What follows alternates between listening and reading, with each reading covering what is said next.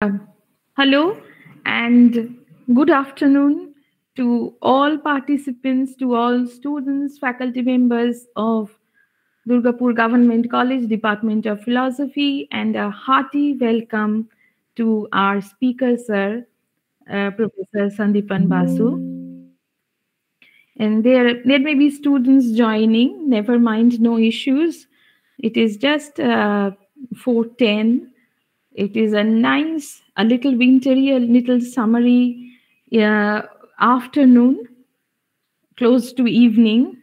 But then we have a very nice topic of today's online expert talk. It is on cybersecurity, and it is especially how cybersecurity is essential and perhaps the most important for innovative teaching learning in today's world, because perhaps when we were students we did not think so much regarding uh, all hacking things and emails and all gadgets. uh, Maybe we did not have, perhaps I, as far as I remember, I did not have even a smartphone. I mean, not even an analog phone. Perhaps when I was in college, we were not very gadget dependent. But nowadays, since online teaching, learning, and online platforms are quite in vogue and teachers are using it, well, it is for the benefit of these students, and the whole uh, process and the development of this duo relation has been a long way. So we have to depend on the internet, and things are quite fast now. But then we need to have our own security as well. Now, Department of Philosophy had been organizing, and like we had so many things on innovative teaching learning. But yes, this is the first time that we are doing something on innovation and on innovation development process under IIC, the Institutions Innovation Council, which is, to my view, under my perception, is perhaps the most thoughtful and the most eventful, the most successful council perhaps in DGC, because this is really innovative on the part of our principal, sir, Dr. Devnath Palit. Sir is very busy, so because of his schedule, there are many pre-scheduled meetings to be conducted. So he has sent his kind words and his greetings to all participants, to all students, and especially a very hearty welcome to our honorable speaker, sir, Professor Sandipan Basu. So many thanks, sir, at the very onset from DGC. A warm welcome to you.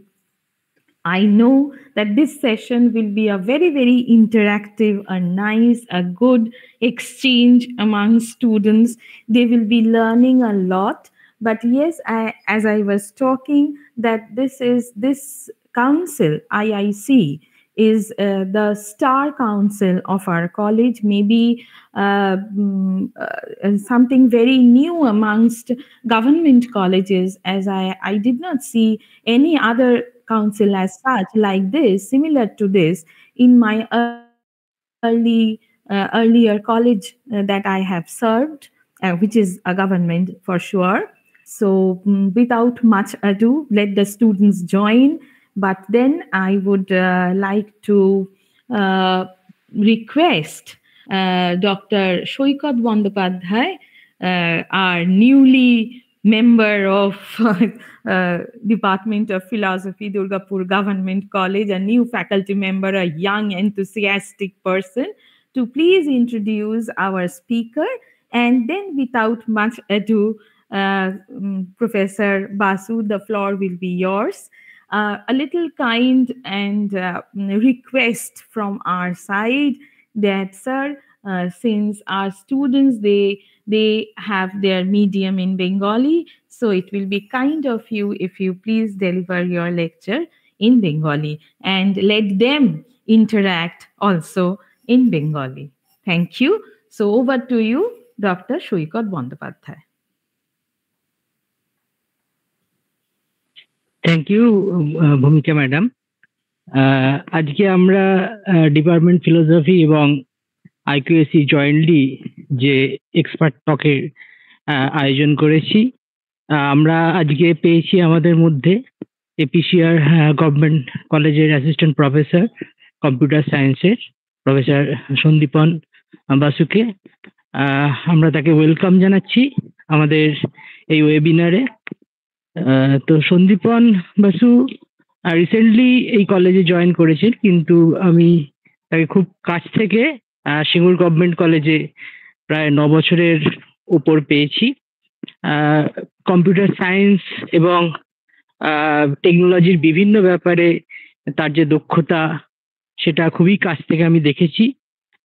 আমি জানতে পেরেছি তিনি Rani Rashmoni green ইউনিভার্সিটির post graduate board of স্টাডিজের একজন member, আর UG board of studies in computer science university Burdwan, সেখানেরও তিনি অ্যাক্টিভ একজন মেম্বার, এবং তার কম্পিউটার সায়েন্সের বিবিধ বিষয়ে তার কাজ রয়েছে, এবং এই নিয়ে তার বিস্তৃত যে রিসার্চ, তার কিছু অংশ আজকে আমরা শোনার চেষ্টা করব। আমরা জানি যে আজকাল যে টিচিং লার্নিং প্রসেস, এখানে স্টুডেন্টসরা প্রায়শই যে ইন্টারনেট ব্যবহার করছে এবং ওয়েব পেজ আমরা সার্চ করছি, তো এইখানে আমরা কিন্তু সাইবার সিকিউরিটির একটা প্রবলেম কিন্তু আমাদের কাছে এসে যাচ্ছে, যে আমরা অজান্তেই আমরা কিন্তু হ্যাকিং এর শিকার হতে পারি এবং সেখানে নানা সমস্যায় পড়তে পারি। এই নিয়ে আমরা আজকে প্রফেসর সন্দীপন বসুর বক্তব্য শুনবো। ছাত্রছাত্রীদের অনুরোধ, তোমরা স্যারের যে বক্তব্য সেটা খুব মন দিয়ে শোনো। কোনো প্রশ্ন থাকলে স্যারের যে আলোচনার পর আমরা সেই নিয়ে তোমরা স্যারের থেকে সরাসরি ভাবে প্রশ্ন করতে পারো, তোমরা উত্তর পাবে। আর সন্দীপন বাবুকে আমরা ওয়েলকাম জানিয়ে তাকে তার যে আলোচনা সেটা শুরু করার জন্য অনুরোধ জানাচ্ছি। Thank you Saikat sir, madam, এবং দুর্গাপুর গভর্নমেন্ট কলেজের প্রিন্সিপাল সহ যারা এই ওয়েবিনার উদ্যোগ করেছেন, তাদের সকলকে ধন্যবাদ জানাই। আমি এই ব্যাপারে খুশি যে এই ধরনের একটা উদ্যোগ ডিপার্টমেন্ট অফ ফিলোসফির কাছ থেকে এসছে। জেনারেলি এই ধরনের উদ্যোগ দেখা যায় কোনো সায়েন্স বেসড ডিপার্টমেন্ট থেকে, আইদার কম্পিউটার সায়েন্স বা ম্যাথামেটিক্স বা ফিজিক্স বা আদার সায়েন্স ডিপার্টমেন্ট থেকে। বাট এটা দেখে সত্যি ভালো লাগছে যে একটা হিউম্যানিটিস ডিপার্টমেন্ট থেকে এই ধরনের একটা উদ্যোগ নেওয়া হয়েছে, যে শুধু সেই বিষয় জানলেই হবে না, ফিলোসফি বিষয় জানলেই হবে না, এর বাইরেও আমাদের জগতে যা যা হচ্ছে সেই বিষয়ে আপডেট থাকতে হবে। সেইটা নিয়ে একটা যে ওয়েবিনার হচ্ছে সেটা দেখে খুব ভালো লাগছে। এবং আজকে আমি এই ওয়েবিনারে আরো ভালো লাগছে যে বিশেষ করে স্টুডেন্টদের সাথে ইন্টারঅ্যাক্ট করতে পারবো, কারণ ওরা হচ্ছে আমাদের সমাজের স্তম্ভ। সুতরাং ওদেরকে এই ব্যাপারে যদি একটু ওয়াকিবহাল করা যায়, অ্যাওয়্যার করা যায়, তাহলে ওদের বর্তমান এবং ভবিষ্যৎ আরো সুরক্ষিত হবে। তো প্রথমেই যেটা বলবো যে সাইবার ক্রাইম, সাইবার সিকিউরিটি, এইসব শব্দগুলো এখন প্রায়শই আমরা কিন্তু শুনে থাকি। খবরে, নিউজ পেপারে, সোশ্যাল মিডিয়ায়, বিভিন্ন হয়তো পাড়ার চায়ের দোকানে আলোচনাও হয়তো উঠে আসতে পারে এই ধরনের শব্দগুলো। কিন্তু যেরকম ম্যাডাম বলছিলেন যে এই এই ঘটনাগুলো, এই শব্দগুলো হয়তো আজ থেকে 7-8 বছর বা 10 বছর আগে আমাদের মুখে এত শোনা যেত না, এতটা পরিমাণে দেখা যেত না নিউজে, সোশ্যাল মিডিয়া। কিন্তু এখন এটা প্রায় রোজই দেখা যাচ্ছে এবং শোনা যাচ্ছে। তার অন্যতম একটা কারণ হচ্ছে আমরা যে পরিমাণে ইন্টারনেট ব্যবহার করছি এই মুহূর্তে, সেই জন্য আমাদের বিপদের সংখ্যাও কিন্তু বেড়ে গেছে, বিপদের সম্ভাবনাও বেড়ে গেছে।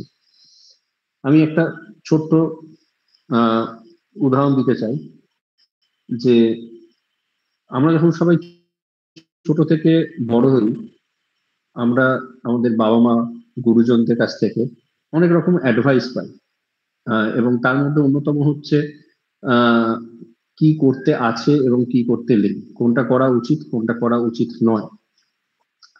ইনফ্যাক্ট বিশেষ করে স্টুডেন্টদের বলছি যে তোমাদের বাড়িতেও যখন কোনো ছোট ভাই বা বোন আসে, হয়তো সে মাটি থেকে কিছু তুলে মুখে দিতে যাচ্ছে, তুমি তাকে না করো, বাধা দাও। অর্থাৎ তুমি তাকে শেখাতে চাও যে কোনটা ঠিক কোনটা ভুল, কোনটা করা উচিত কোনটা করা উচিত নয়। এইভাবে আমরা সবাই প্রত্যেকে বড় হয়ে উঠি। এবং এই শিক্ষাগুলো কেন দেওয়া হয়? এই শিক্ষাগুলো এই কারণেই দেওয়া হয় যাতে ভবিষ্যতে আমরা যখন নিজের পায়ে দাঁড়াবো, অ্যাডাল্ট হব, সেই সময় যাতে আমাদের পৃথিবীতে চলাফেরা করতে, বসবাস করতে, জীবনধারণ করতে আমাদের অনেকটা সহজ হয়, খুব একটা বেশি অসুবিধার সম্মুখীন না হতে হয়। তা সেই কারণে এই ধরনের শিক্ষাগুলো আমরা ছোটবেলা থেকে পেয়ে থাকি এবং আমরাও ছোটদের দিয়ে থাকি, যে আমরাও যাতে বড় হলে বুঝতে পারি যে কোনটা ভালো কোনটা খারাপ, কোথায় বিপদ হতে পারে হতে পারে না ইত্যাদি। তাহলে এটা আমরা একটা ফিজিক্যাল ওয়ার্ল্ডে আছি, ঠিক আছে, আমরা একটা ফিজিক্যাল ওয়ার্ল্ডে আছি, এই পৃথিবীতে বাস করছি। কিন্তু একই সাথে আমরা আরেকটা পৃথিবীতে বাস করে থাকি এবং প্রায় হয়তো সবসময় করে থাকি, সেইটাকে আমরা বলতে পারি সাইবার ওয়ার্ল্ড। এটাও একটা জগৎ, এটাও একটা পৃথিবী। আমরা যেরকম এই পৃথিবীতে বাস করছি, প্ল্যানেট আর্থে বাস করছি, এটাও বলতে পারি একটা জগতের মতো। অনেকটা আমরা সবাই কিন্তু স্বপ্ন দেখি, আমরা ঘুমিয়ে কম বেশি সবাই স্বপ্ন দেখি। আমরা স্বপ্নে দেখতে পাই বিভিন্ন কাজকর্ম করছি, আবার যখন ঘুমটা ভেঙে যায় তখন আর কিছুই থাকে না। কিন্তু আমরা স্বপ্নে দেখি, সেটা এক প্রকার ফিল করি, হয়তো ভয়ের কিছু দেখলে ভয় পাই, আনন্দের কিছু দেখলে আনন্দ পাই, এবং যখন স্বপ্নটা ভেঙে যায় তখন আর কিছু থাকে না, ঠিক আছে।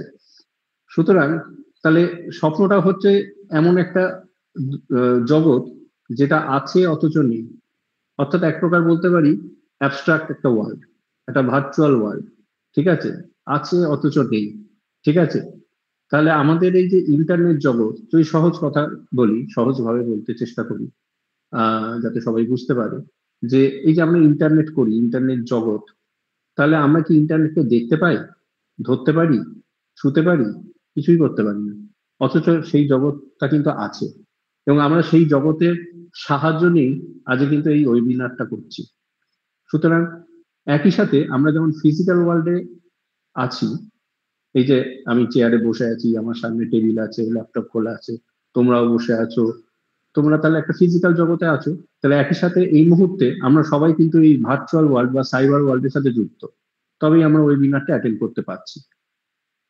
তাহলে ঠিক একইভাবে আমরা ফিজিক্যাল ওয়ার্ল্ডে যখন থাকবো, ফিজিক্যাল ওয়ার্ল্ডে যখন আছি, তখন যেমন সেখানে যাতে আমরা ভালোভাবে থাকতে পারি, আমি যেরকম বললাম যে আমরা ছোটবেলা থেকে শিখেছি কি করতে আছে কি করতে নেই, কোনটা ভালো কোনটা খারাপ, ঠিক একইভাবে সাইবার ওয়ার্ল্ড, এই জগতে এই দুনিয়াতে থাকতে গেলেও আমাদের জানতে হবে কি করা উচিত কি করা উচিত না, কোনটা ভালো কোনটা খারাপ। সমস্যা হচ্ছে আমরা এই সব বিষয় কেউ জানি না বা জানতে চেষ্টা করি না, বা হয়তো অতটা আমরা অ্যাওয়্যার নই, আমরা সতর্ক নই, আমরা এই ব্যাপারে অনেকটা বলতে গেলে উদাসীন। আমাদের কাছে বিপদ মানে হচ্ছে আমার সামনে থেকে যেটা আসছে, আমি চোখের সামনে যেটা দেখতে পাচ্ছি, যে আমি রাস্তা দিয়ে হেঁটে যাচ্ছি, সামনে থেকে একজন হয়তো কেউ কোনো অস্ত্র নিয়ে তেড়ে আসছে, কেউ কোনো হয়তো ছুরি নিয়ে তেড়ে আসছে, কোনো, অর্থাৎ আমরা সেটা আমরা দেখে বুঝতে পারি, অনুমান করতে পারি, না এই জায়গাটা বিপদের, এই মানুষটা ভালো না, এই মানুষটা হয়তো আমার ক্ষতি করতে পারে, তাহলে সেটা আমরা ফিজিক্যাল ওয়ার্ল্ডে আমরা এক্সপিরিয়েন্স করি, ঠিক আছে। কিন্তু এই যে ভার্চুয়াল ওয়ার্ল্ড বা সাইবার ওয়ার্ল্ড, এখানে কিন্তু অনেক বেশি পরিমাণে কিন্তু বিপদ লুকিয়ে আছে। আমাদের ফিজিক্যাল ওয়ার্ল্ডে আমরা আমাদের যদি কোনো বিপদ হয়, আমরা হয়তো বেশিরভাগ ক্ষেত্রে হয়তো বিপদটা আঁচ করতে পারি, বুঝতে পারি, দেখতে পারি, বা সেখান থেকে পালানোর চেষ্টা করব, এই এই জিনিসগুলো আমরা করতে পারি। কিন্তু ভার্চুয়াল ওয়ার্ল্ড বা সাইবার ওয়ার্ল্ড হচ্ছে এমন একটা জগৎ, সেখানে প্রায় বেশিরভাগ ক্ষেত্রেই আমরা সেই বিপদকে বুঝতে পারি না, দেখতে পারি না, জানতে পারি না, কিন্তু হঠাৎ করে একটা বিপদ হয়ে যায় সেই সাইবার ওয়ার্ল্ডে, এবং মানুষ তখন ভিকটিম হয়ে যায়। এবং সেই ভিকটিম হওয়ার পর তখন সে বিভিন্ন জায়গায় ছোটাছুটি করে, থানা, পুলিশ, বিভিন্ন দপ্তর, ব্যাংক ইত্যাদিতে নিয়ে তখন সে হাহুতাশ করে যে আমি সর্বশান্ত হয়ে গেলাম। অর্থাৎ আমরা যদি আগে থেকে যদি একটু সতর্ক হতে পারি, আগে থেকে যদি একটু শিক্ষিত হতে পারি এই সাইবার সিকিউরিটি বিষয়, তাহলে হয়তো এতটা বিপদের সম্মুখীন হতে হবে না আমাদের। আমরা বিপদ থেকে অনেকটা সতর্ক থাকতে পারবো, দূরে থাকতে পারবো। ঠিক যেভাবে যে লিটারেসি বলা হয়, অর্থাৎ নিজের নাম সই করতে পারা, আমরা তাকে বলি সাক্ষরতা, বা সে স্বাক্ষর, অর্থাৎ সে লিটারেট, যে অ্যাটলিস্ট সে নিজের নামটা সই করতে পারে। তাহলে ঠিক একইভাবে আমাদের সাইবার লিটারেসি আছে কিনা সেটা যাচাই করার কিন্তু সময় চলে এসছে, বা সাইবার লিটারেট হওয়া এই সময় কিন্তু চলে এসছে। কারণ এখনো যদি আমরা সতর্ক না হই, আমরা যদি উদাসীন থেকে যাই, তাহলে কিন্তু দিনে দিনে আরো বেশি পরিমাণে বিপদ বাড়বে, ঠিক আছে। যেরকম বলছিলাম যে এই সাইবার জগৎ বা সাইবার ওয়ার্ল্ডে বিভিন্ন প্রকার থ্রেট আছে, বিভিন্ন প্রকার ডেঞ্জার আছে, বিভিন্ন বিপদ ছড়িয়ে আছে এই সাইবার ওয়ার্ল্ডে, ঠিক আছে। সুতরাং মানে অন্যতম দুশ্চিন্তার ব্যাপার হচ্ছে যে এই সব বিপদগুলোকে না আমরা দেখতে পারি, না বুঝতে পারি, বেশিরভাগ কেউ না জানতে পারি। হঠাৎ করে এরকম একটা বিপদ হয়ে যাবে যে কোনো একটা ভাইরাস চলে এলো আমার কম্পিউটারে, কোনো একটা ভাইরাস আমার পেন ড্রাইভে চলে এলো, কোনোভাবে কম্পিউটারটা অ্যাটাক হয়ে গেল বিভিন্ন ভাবে, তখন কিন্তু আর খুব একটা বেশি কিছু করার নাও থাকতে পারে। সুতরাং এই বিষয়টা একটা কি বলবো, এখন একটা সামাজিক ব্যাধিতে পরিণত হয়েছে। যেমন আমরা ডেঙ্গু, ম্যালেরিয়া, বিভিন্ন রোগ নিয়ে আমরা খুবই চিন্তিত। আমরা সমাজে যে বিভিন্ন দিকে, বিশেষ করে বর্ষাকালে ডেঙ্গু, ম্যালেরিয়া ইত্যাদি প্রকোপ প্রচুর পরিমাণে বেড়ে যায়। আমরা উঠে পড়ে লাগি কিভাবে এটাকে কমানো যায়, কি কি করা যায়। তাহলে ঠিক একইভাবে কেন আমরা এই যে সাইবার ক্রাইম হয়ে চলেছে সেটাকে আমরা দমন করার বা সেটাকে আটকানোর আমরা ভাববো না? কেন সেই বিষয়ে আমরা উদাসীন থাকবো? আমরা যেমন বিভিন্ন মানুষের রোগ নিয়ে আমরা চিন্তিত, আমরা চেষ্টা করি যতটা সতর্ক থাকতে, সেখান থেকে দূরে থাকতে, তাহলে এটাও কিন্তু একটা সামাজিক ব্যাধিতে পরিণত হয়েছে এই সাইবার ক্রাইম। তাহলে সেই বিষয়ে আমাদের এবার সতর্ক হতে হবে, জানতে হবে, এবং তার চেয়েও বেশি যেটা জরুরি, অপরকে সতর্ক করতে হবে। যে আমি নিজে সুরক্ষিত থাকলাম ঠিক আছে, কিন্তু আমার বাড়িতে বাবা আছেন, মা আছেন, ভাই আছে, বোন আছে, দাদু, দিদা, যারা যারা আছে, তাদেরকেও কিন্তু যতটা সম্ভব এই বিষয়ে সতর্ক করতে হবে। কারণ আমি হয়তো সেফ থেকে গেলাম, আমি হয়তো আহ, এই সাইবার ক্রাইম থেকে কিছুটা সেফ থেকে গেলাম, কিন্তু হয়তো একদিন তোমাদের বাড়িতে কোনো ফ্যামিলি মেম্বার সে এইটার ভিকটিম হয়ে গেল, তাহলে আলটিমেটলি তো এক প্রকার তুমি ভিকটিম হয়ে গেলে। তখন আফসোস করতে হবে যে ইস, আমি তো জানতাম এই ব্যাপারটা, এটা যদি আমি আগে থেকে মাকে বা বাবাকে না করে দিতাম যে এই ধরনের লিঙ্কে ক্লিক করবে না, বা এই ধরনের পোস্টে রেসপন্স দেবে না, এই ধরনের ওটিপি আসলে পাঠাবে না, সেটা যদি আমরা আগে থেকে করে দিতাম, তাহলে আজকে এই ক্ষতিটা হতো না আমাদের। সুতরাং এইখানে কিন্তু নিজেকে যেমন সতর্ক হতে হবে, তেমনি আশেপাশের মানুষদেরও কিন্তু এই বিষয়ে সতর্ক হতে হবে, ঠিক আছে।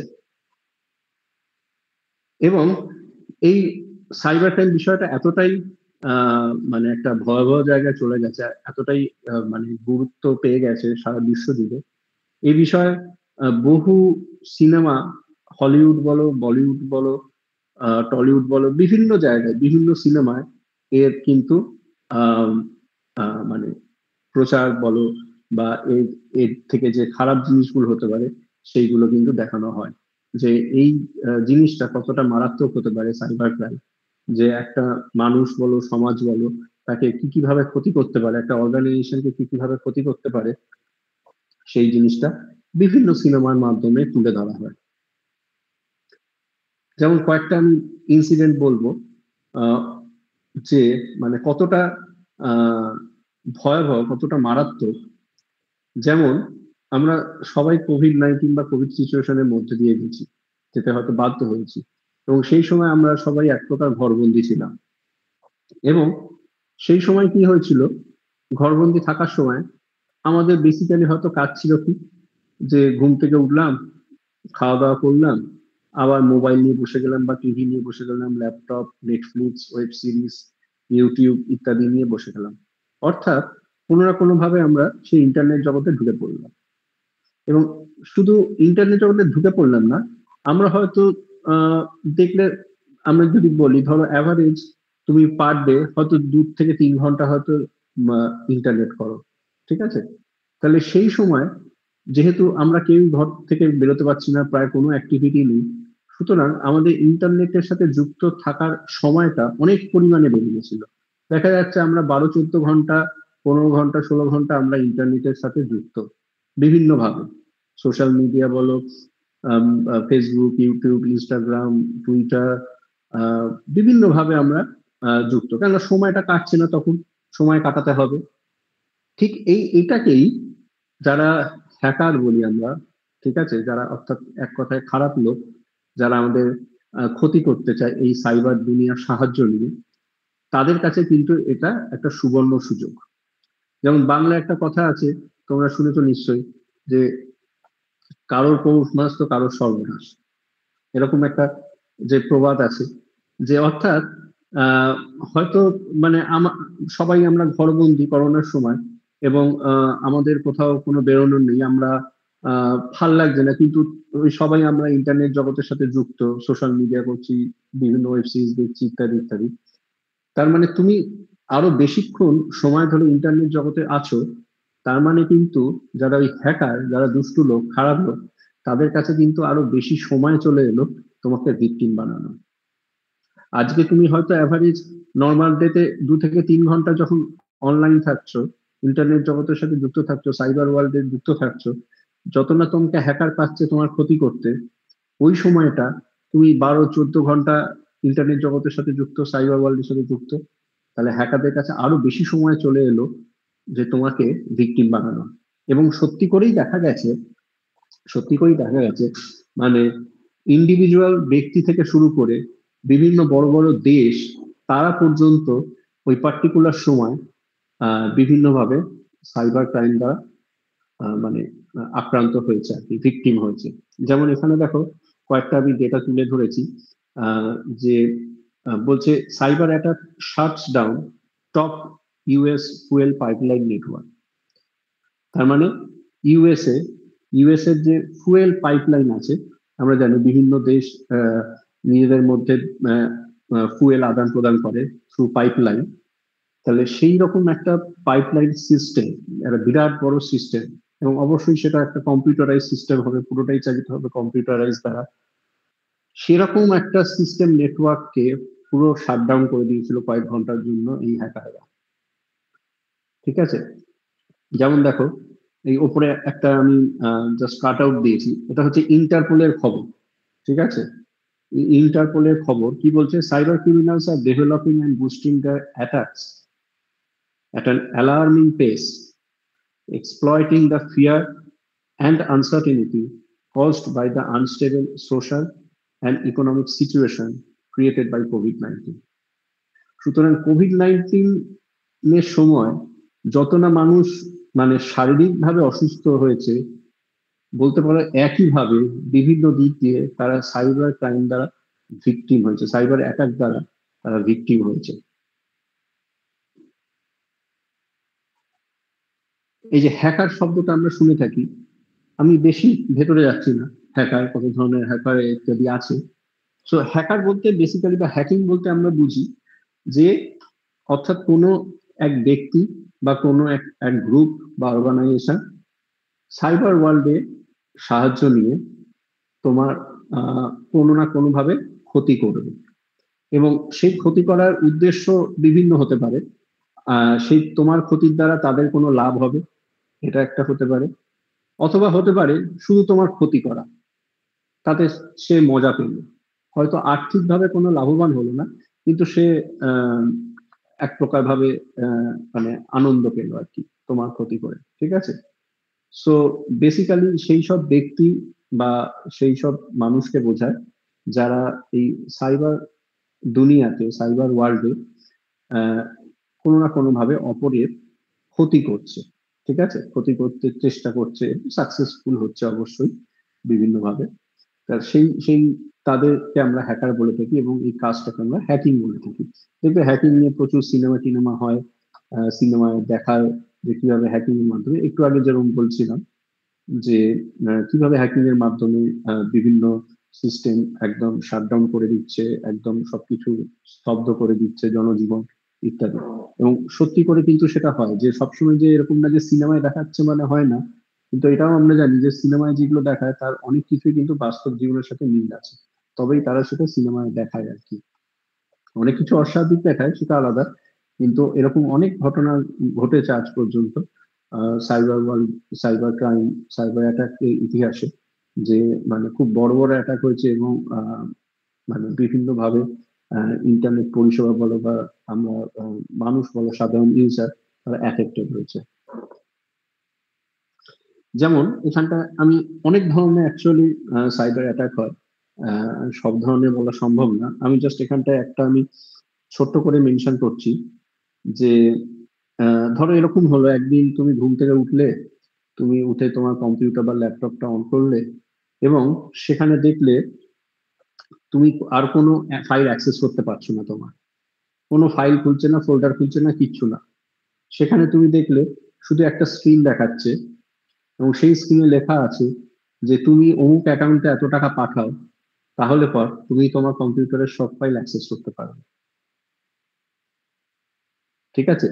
তাহলে এরকম একটা মেসেজ দেখতে পাচ্ছ যে এত পরিমাণ টাকা অমুক অ্যাকাউন্টে পাঠাতে হবে, তাহলে তোমার কম্পিউটার তুমি ফাইল নর্মাল যেরকম অ্যাক্সেস করো, কম্পিউটার যেরকম চালাতে পারো, ঠিক আছে। এই এই ধরনের সরি এই ধরনের অ্যাটাককে বলা হয় র্যানসামওয়্যার। এটা বেশ কয়েক বছর আগে একটা মানে খুব মানে সবাইকে একদম কি বলবো মানে চিন্তায় ফেলে দিয়েছিল সারা বিশ্ব জুড়ে বিভিন্ন দেশকে, র্যানসামওয়্যার অ্যাটাক, যে অ্যাকচুয়ালি টাকা পাঠাতে বলে না, এটাকে বলা হয় বিটকয়েন। তা এরকম অর্থাৎ এরকম ভাবে লেনদেন, আর্থিক লেনদেন বলতে পারো, সেইটা করলে পর তুমি তোমার কম্পিউটারে নর্মাল যেরকম অপারেশন করতে পারবে। তুমি সেই কম্পিউটার শাটডাউন করো, যাই করো এই করো, সে কম্পিউটার কিন্তু আর খুলবে না, ওপেন হবে না। মানে ওপেন হলে শুধু ওই একটাই মেসেজ দেখাবে, যেরকম ধরো তোমার স্ক্রিনে দেখতে পাচ্ছ যে এই পরিমাণ অ্যামাউন্ট যদি তুমি একটা পার্টিকুলার অ্যাকাউন্টে পাঠাও, তবেই তোমার ফাইল ফোল্ডার সবকিছু অ্যাক্সেস করতে পারবে, ঠিক আছে। So this is one type of cyber attack, বলে র্যানসামওয়্যার। নেক্সট যেমন হচ্ছে ধরো ফিশিং অ্যাটাক, ঠিক আছে। এটা প্রায়শই হয়ে থাকে এবং হচ্ছে, এবং এটা থেকে সতর্ক থাকাই ভালো। তোমাকে একটা জাস্ট একটু উদাহরণ দিই তোমাদের, যে ধরো আজকে তুমি অনলাইন ব্যাংকিং করবে, অনলাইন ট্রানজাকশন করবে, বা নেট ব্যাংকিং বলতে আমরা যেটা বুঝি, তাহলে সেখানে ধরো তুমি আজকে স্টেট ব্যাংকে তোমার অ্যাকাউন্ট আছে, এসবিআই তে, এবং সেটা ওয়েবসাইট থেকে তুমি কাউকে টাকা পাঠাবে। তা তুমি কি করলে, তুমি কি বলে ইন্টারনেটে ব্রাউজারটা ওপেন করলে, সেখানে এসবিআই এর যে ওয়েবসাইট সেটা টাইপ করলে, এসবিআই এর ওয়েবসাইটে ঢুকলে, সেখানে ইউজার নেম এবং পাসওয়ার্ড দিলে, লগ ইন করলে, এবং তারপরে তুমি তোমার যা ট্রানজাকশন সেটা করলে। এবার ঘটনা হচ্ছে, ধরো এসবিআই এর আজকে এসবিআই এর ওয়েবসাইটের নাম হচ্ছে ধরো www.sbi.in, www.sbi.in, sbi.in, ধরে নাও এটা হচ্ছে এসবিআই ওয়েবসাইট, কিন্তু তুমি জানো না যে এটাই হচ্ছে এসবিআই ওয়েবসাইট। আমাদের তো সব ওয়েবসাইটের নাম অত মুখস্থ থাকে না, রাখাও সবসময় সম্ভব না। এইবার তুমি ভুল করে যখন ধরো সার্চ করলে, গুগলে সার্চ করলে, ধরো একটা ওয়েবসাইট এলো www.sbi.com, অরিজিনালটা কি ছিল sbi.in, আর তুমি যেটা খুললে সেটা হচ্ছে sbi.com। এবং তুমি যখন খুললে ওয়েবসাইটটা, সেই ওয়েবসাইটটা একদম হুবহু এক দেখতে। এসবিআই অরিজিনাল ওয়েবসাইট অর্থাৎ sbi.in এ পেজটা খুললে যা দেখাবে sbi.com ওয়েবসাইটে একই পেজ দেখাচ্ছে। সেখানেও ইউজার নেম এবং পাসওয়ার্ড দেওয়ার জায়গা আছে, লগ ইন বাটন আছে, সেখানে লগ ইন করলে এবং ট্রানজাকশন করলে, এই যে ট্রানজাকশন করলে ব্যাস তোমার অ্যাকাউন্ট থেকে দেখবে সব ফাঁকা হয়ে গেল। অর্থাৎ এটা ছিল একটা নকল ওয়েবসাইট, এটা ছিল একটা নকল ওয়েবসাইট যেটা হুবহু অরিজিনাল ওয়েবসাইটের মতো দেখতে। ঠিক আছে, সুতরাং সেইটা আমাদের জানা ছিল না যে এসবিআই এর অরিজিনাল ওয়েবসাইটের নামটা কি, যেটাকে আমরা ইউআরএল বলি টেকনিক্যাল টার্মে। ওয়েবসাইটের নামটা কি, আমরা ওরকমই দেখতে আর একটা ওয়েবসাইট ইউজ করেছি ভুল করে, এবং সেটা অ্যাকচুয়ালি ছিল হ্যাকারদের বানানো একটা ফাঁদ, একটা ট্র্যাপ ছিল, যেখানে যে ফাঁদে তুমি পা দিয়ে সেখানে তুমি তোমার ইউজার নেম পাসওয়ার্ড সব দিয়ে দিয়েছো, এটিএম পিন বা ইত্যাদি দিয়ে দিয়েছো, এবং যে মুহূর্তে তুমি ট্রানজাকশন করলে ব্যাস সেই সব তথ্য কিন্তু সেই হ্যাকারদের কাছে চলে গেল। সেই জন্য এই ধরনের ফিশিং টাইপের অ্যাটাক থেকে বাঁচতে হলে যখনই এই ধরনের বিশেষ করে ট্রানজাকশন করবে, লেনদেন করবে, আর্থিক লেনদেন করবে এরকম নেট ব্যাংকিং এর মাধ্যমে, তখন কিন্তু এই ওয়েবসাইটের নামটা ঠিক করে কিন্তু জানতে হবে। ঠিক আছে, ব্যাপারটা অনেকটা, যদি আমি বলি, ধরো তুমি ছাতা কিনতে গেছো, ঠিক আছে, বর্ষাকালে বা গ্রীষ্মকাল সামনে আসবে, তা ছাতা কিনতে গেছো। এবার ছাতা ভালো ছাতা কি আছে, তুমি বাড়িতে জিজ্ঞেস করলে মা ভালো কোম্পানির কি ছাতা আছে, তোমার মা বললেন যে হচ্ছে কেসি পালের ছাতা, তো ভালো কথা। এবার তুমি দোকানে গিয়ে বললে কেসি পালের ছাতা দিই, এবার তোমাকে দিল, তুমি কিনে নিলে, ইউজ করলে, দুদিন বাদ দেখলে ভেঙে গেল। তুমি বললে মা বলেছিলে কেসি পালের ছাতা ভালো, তাহলে ভেঙে গেল কেন? কিন্তু হয়তো যে দোকান থেকে তুমি যে কেসি পালের ছাতাটা কিনেছো, হয়তো সেটা হচ্ছে K.C.PAL পাল, আর অরিজিনালি হয়তো, আমি জানি না, আমি বলছি, হয়তো অরিজিনালি K.C.PAUL পাল, পাল স্পেলিং PAUL হয় আমরা জানি, হয়তো অরিজিনালি হচ্ছে KCPAUL পাল। এবার তুমি অত জানো না, তুমি দোকানে গিয়ে বলেছো কেসি পালের ছাতা দিই, দোকানদার এবার সেটা জেনে হোক না জেনে হোক, যে সে কি প্রোডাক্ট বিক্রি করছে, সে তোমাকেও একটা কেসি পালের ছাতা দিল যেটা হচ্ছে K.C.PAL পাল। অত দেখো নামের হেরফের, অত তো স্পেলিং আমাদের মুখস্থ করা সম্ভব না। শুধু এই যে অসাবধানতা, এই যে অজ্ঞানতা, ঠিক সাইবার ওয়ার্ল্ডেও এই অসাবধানতা, অজ্ঞানতাকে কাজে লাগিয়ে হ্যাকাররা প্রতিনিয়ত আমাদের ক্ষতি করে চলেছে বা চেষ্টা করছে। যে কোথায় আমরা আমাদের অজ্ঞানতাটা আছে, সাধারণ মানুষের অজ্ঞানতা আছে বা অসাবধানতাটা আছে, এইটাকে কাজে লাগিয়ে হ্যাকাররা কিন্তু প্রতিনিয়ত অ্যাটাক করে চলেছে এবং তারা লাভ করছে। সুতরাং আমাদের এই অসাবধানতাটাকে কাটিয়ে উঠতে হবে, আমাদের আরো সাবধান হতে হবে, সতর্ক হতে হবে, বিশেষ করে যখন সেটা কোনো আর্থিক লেনদেনের কোনো বিষয় হবে। ঠিক আছে, বিশেষ করে আর্থিক লেনদেনের যখন বিষয় হবে তখন আমাদের আরো সতর্ক থাকতে হবে।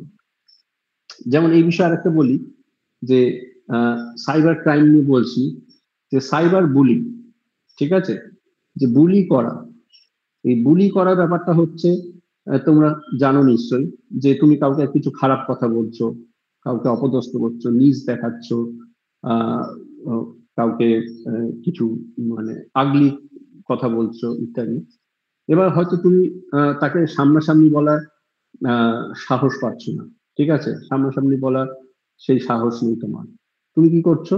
তুমি সোশ্যাল মিডিয়ার সাহায্য নিচ্ছ, তুমি সাইবার ওয়ার্ল্ডের সাহায্য নিচ্ছ, ঠিক আছে, এবং এর মাধ্যমে তুমি তাকে অনেক খারাপ কথা বলছো। কন্টিনিউয়াসলি দিনের পর দিন বিভিন্নভাবে তাকে খারাপ কথা বলে যাচ্ছে।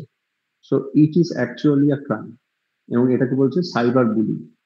দেখো নিচে একটা এই গ্রাফ মতো দেওয়া আছে বার চার্ট, যে ইন্ডিয়া এবং তথা ওয়ার্ল্ড ওয়াইড কি পরিমাণে এই সাইবার বুলিং, এটা it is actually a crime, এটা এটা হয়ে চলেছে। ঠিক আছে, যে এমন না যে এই ধরনের জিনিসটা অন্য দেশে হয়, আমাদের দেশে হয় না, বা আমি করি না। ঠিক আছে, তুমি হয়তো করো না, কিন্তু তোমার চারপাশে কিন্তু হয়ে চলেছে প্রতিনিয়ত। এবং আমরা দেখতে পাই সোশ্যাল মিডিয়া খুললে বিভিন্নভাবে বিভিন্ন মানুষ, বিশেষ করে একে অপরকে, এবং বিশেষ করে যারা সেলিব্রিটি আছে, যারা বিভিন্নভাবে বিনোদন জগতের সাথে যুক্ত, তাদেরকে সাধারণ মানুষ বিভিন্নভাবে এরকম ভাবে বুলি করে, which is a crime eventually. যেমন এই সাইবার অ্যাটাক সম্বন্ধে বলছিলাম, এখানটায় আমি জাস্ট কয়েকটা ডেটা তুলে ধরেছি। যেমন এটা দেখো, একটা বিজনেস টুডে, এটার একটা খবর, বলছে be aware cyber security attacks in India গ্রিউ 194% in 2020। তাহলে 2020 মানে কি, যে বছর আর কি করোনাটা শুরু হলো আর কি, ঠিক আছে, ম্যাসিভ ভাবে, মানে প্রথম ফার্স্ট ওয়েভ যেটাকে বলা যায় আর কি। তাহলে ওই বললাম যে ওই সময় কি হলো, আমাদের ইন্টারনেট জগতের সাথে যুক্ত থাকার পরিমাণটা, সময়টা অনেক পরিমাণে বেড়ে গেল। সবাই বাড়িতে বসে বসে আমরা বিভিন্ন সোশ্যাল মিডিয়া বললো, যা মানে যে কোনো ভাবে আমরা সেই সাইবার ওয়ার্ল্ডের সাথে অনেক বেশি পরিমাণে যুক্ত। এই যে অনেক বেশিক্ষণ ধরে আমরা সাইবার ওয়ার্ল্ডে যুক্ত আছি, তাহলে এটা কিন্তু একটা আশীর্বাদ হয়ে গেল হ্যাকারদের জন্য। হ্যাকাররা আমাদের আরো বেশি করে পাচ্ছে অ্যাটাক করার জন্য, আমাদের ভিকটিম বানানোর জন্য।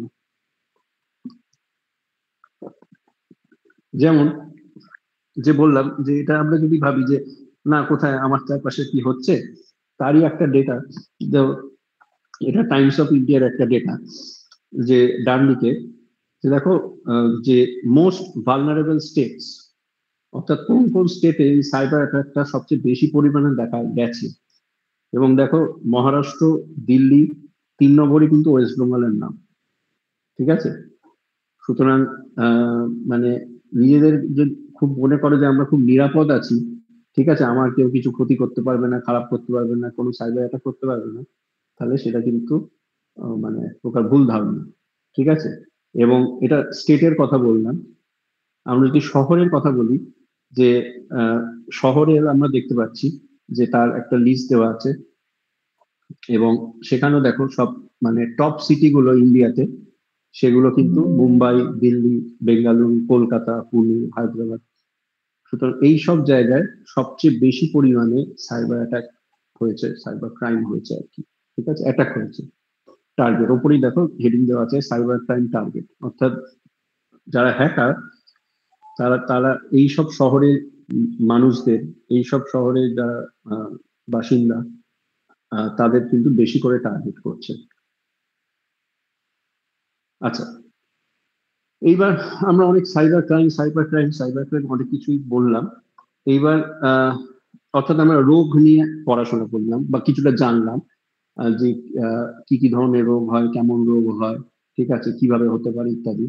এবার আমরা একটু আলোচনা করে নিই যে কিভাবে সুরক্ষিত থাকতে হয়, কিভাবে এই সাইবার অ্যাটাক থেকে কিভাবে আমরা যদি দূরে থাকতে পারি, নিজেদের বাঁচিয়ে রাখতে পারি, তাহলে তো অবশ্যই ভালো।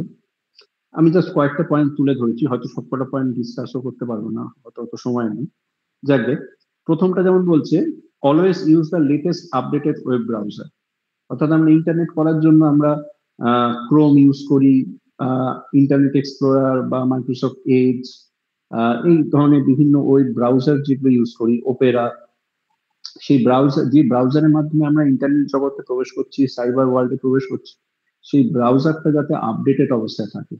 ঠিক আছে, কারণ আপডেটেড না থাকলে এমন হতে পারে যে সহজে কোনো সাইবার অ্যাটাক আমাদের কম্পিউটার তথা সিস্টেমকে ভিকটিম বানিয়ে ফেলবে।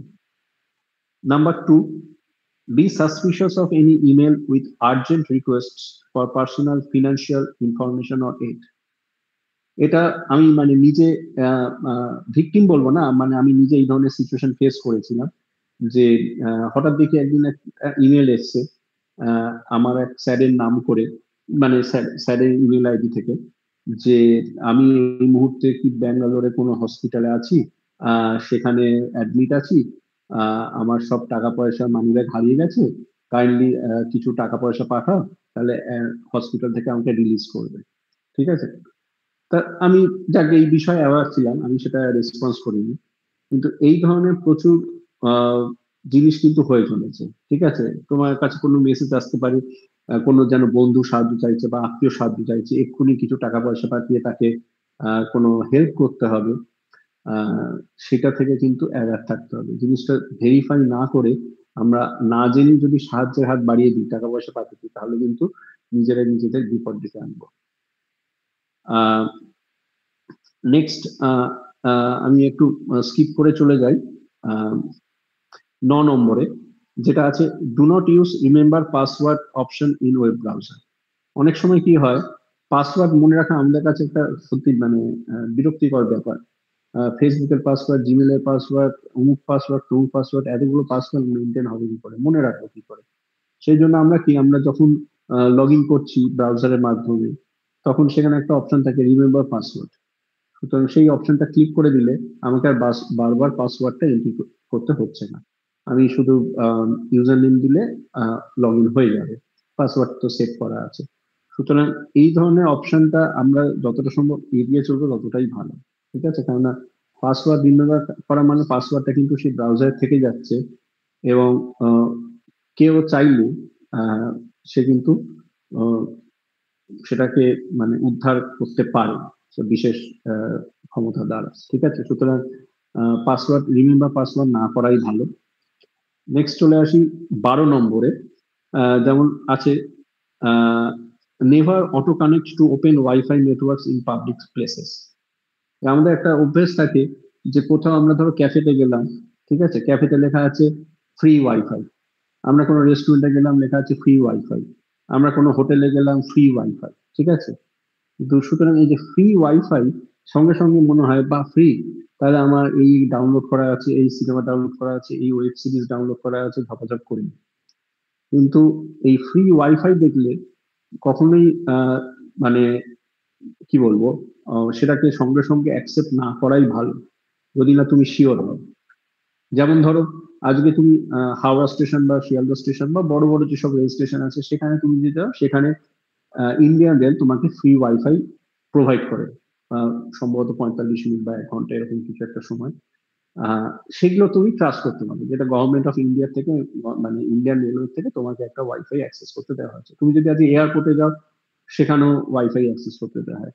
But apart from this places, কোনো একটা সামান্য কফি শপে গেলে সেখানে আছে ফ্রি ওয়াইফাই, কোনো একটা এমনি হোটেলে উঠলে সেখানে আছে ফ্রি ওয়াইফাই। সেগুলো কিন্তু একটু দেখে বুঝে ইউজ করবে, কেননা ফ্রি ওয়াইফাই এ তুমি যখনই অ্যাক্সেস করছো, সেখানে তুমি সেই ওয়াইফাই অ্যাক্সেস করে তুমি যদি কোনো আর্থিক লেনদেন করো বা বিশেষ কিছু গোপন তথ্য আদান প্রদান করো, সেটা কিন্তু লিক হয়ে যাওয়ার সম্ভাবনা কিন্তু বেড়ে যাচ্ছে। ঠিক আছে, যখন তুমি সিকিওর মানে শিওর যে হ্যাঁ এই ওয়াইফাইটা ঠিক আছে, ফাইন, যে আমি এয়ারপোর্টে আছি, ফাইন, অসুবিধা নেই, আমি রেল স্টেশনে যে ইন্ডিয়ান রেলওয়ে ফ্রি ওয়াইফাই আছে সেটা অ্যাক্সেস করছি, তাহলে আমি ঠিক আছে, নিশ্চিন্ত, অত ভয় পাওয়ার কিছু নেই। আর এইটা তো সবাই জানো, বিভিন্ন জায়গায় বারবার লেখা হয় বা মানে দেওয়া হয় 15 নম্বর, যে never click on links send via email and look suspicious.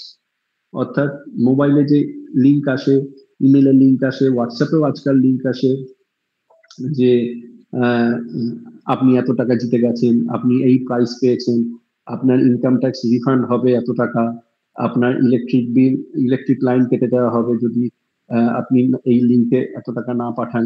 এই ধরনের বিভিন্ন লিঙ্ক যেগুলো আসবে, সেটাকে কখনোই আমরা ক্লিক করব না, পারলে সেটাকে আমরা ডিলিট করে দেবো সঙ্গে সঙ্গে। ঠিক আছে, আবার লিঙ্কে ডিলিট করতে গিয়ে মানে লিঙ্কে ক্লিক করে ফেললে কিন্তু চলবে না। ঠিক আছে, লিঙ্কে ক্লিক করে কখনো লিঙ্কটা ডিলিট করা যায় না। আমরা কি করবো, মেসেজটাকে বা ইমেলটাকেই আমরা ডিলিট করে দেবো। ঠিক আছে, যে ফার্দার ফিউচারে আবার কিছু একটা করতে গিয়ে আবার ভুল করে লিঙ্কে যেন ক্লিক না হয়ে যায়। ঠিক আছে? সুতরাং যখনই এই ধরনের যদি কোনো মেসেজ আসে বা ইমেল আসে, সঙ্গে সঙ্গে সেটা মানে ইমেল হলে বলবো ওপেন না করেই সেটা ডিলিট করে দাও। ইমেল ওপেনও করতে হবে না, মেসেজ ওপেনও করতে হবে না, ডিলিট করে দাও। এই কিছুদিন আগে আমার কাছে হোয়াটসঅ্যাপে একজন কি একটা লিখে পাঠিয়েছে, হাই হাউ আর ইউ। আমি তাকে চিনি না জানি না, মানে কোনোদিনও মানে চেনা জানা কোনো মানে কোনো সম্পর্ক নেই, সে হঠাৎ লিখেছে হাই হাউ আর ইউ। সুতরাং আমি সঙ্গে সঙ্গে মেসেজটা ওপেনও করিনি হোয়াটসঅ্যাপে, আমি সঙ্গে সঙ্গে সেই মেসেজটা ধরে সিলেক্ট করে ব্লক করে দিয়েছি, ওই নাম্বারটাকেই ব্লক করে দিয়েছি, যাতে ফার্দার আর কোনোভাবে মেসেজ কেন ভিডিও কল কিচ্ছু আমাকে যাতে না করতে পারে। ঠিক আছে? সুতরাং একটু সতর্ক থাকলে কিন্তু আমরা অনেকগুলো বিপদ থেকে কিন্তু বিপদকে এড়িয়ে চলতে পারবো। এবং আর দেখি আর কোনো, মোটামুটি এইগুলোই আছে। আরেকটা আমি বলবো 5 নম্বরটা, think twice before sharing any personal details or posting pictures of you or your family members on the internet.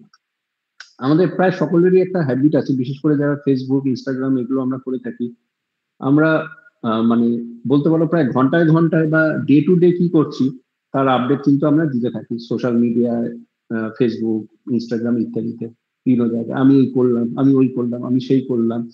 এবং সেই সব পোস্ট করতে গিয়ে আমরা নিজেদের অনেক পার্সোনাল ইনফরমেশন আমরা কিন্তু রিভিল করে ফেলি, আমরা জানিয়ে ফেলি অন্যকে। ঠিক আছে? মানে একটা ছোট্ট আমি এক্সাম্পল দেবো বিশেষ করে স্টুডেন্টদের জন্য, যে ধরো তুমি রাস্তা দিয়ে যাচ্ছ, একজন অচেনা ব্যক্তি তোমাকে এসে জিজ্ঞেস করলো তোমার নাম কি, তোমার বয়স কত, তুমি কোথায় থাকো। তা স্বাভাবিকভাবেই তুমি সেই অচেনা ব্যক্তিকে এইসব তথ্য দেবে না, বলবে না, তাকে তার সাথে কথাই বলবে না, তাকে এড়িয়ে চলে যাবে। ঠিক আছে? বা বাড়িতে গিয়ে বললে মা জানো তো আজকে একজন এরকম অচেনা লোক আমাকে এগুলো জিজ্ঞেস করছিল। অর্থাৎ তুমি জানো এ ভালো না, এ মানে কেন জিজ্ঞেস করছে, এর থেকে দূরে থাকাই ভালো। ঠিক আছে? কিন্তু আজকে ধরো সেই ব্যক্তি যাকে তুমি এড়িয়ে গেছিলে, সেই ব্যক্তি আজকে ধরো একটা ফেসবুকে একটা ভালো প্রোফাইল খুললো, খুলে তোমাকে ফ্রেন্ড রিকোয়েস্ট পাঠালো। হয়তো ঘটনাক্রমে জানে তোমাকে ফেসবুকে চেনে, সে ফেসবুকে তোমার অ্যাকাউন্ট আছে জানে, সে তোমাকে ফেসবুকে ফ্রেন্ড রিকোয়েস্ট পাঠালো, এবং তুমি 7-5 না ভেবে তুমি সেই আননোন লোকের কাছ থেকে ফ্রেন্ড রিকোয়েস্ট অ্যাকসেপ্ট করলে, এবং ভাবলে আচ্ছা একজন নতুন কেউ বন্ধু হবে, বন্ধু পাঠানো যাবে, এর সাথে কথা বলে দেখি। এবং যে মুহূর্তে তুমি ফ্রেন্ড রিকোয়েস্ট অ্যাকসেপ্ট করলে, সে তোমার প্রোফাইলে ঢুকে তোমার সব বিভিন্ন ডিটেলস কিন্তু পেয়ে গেল।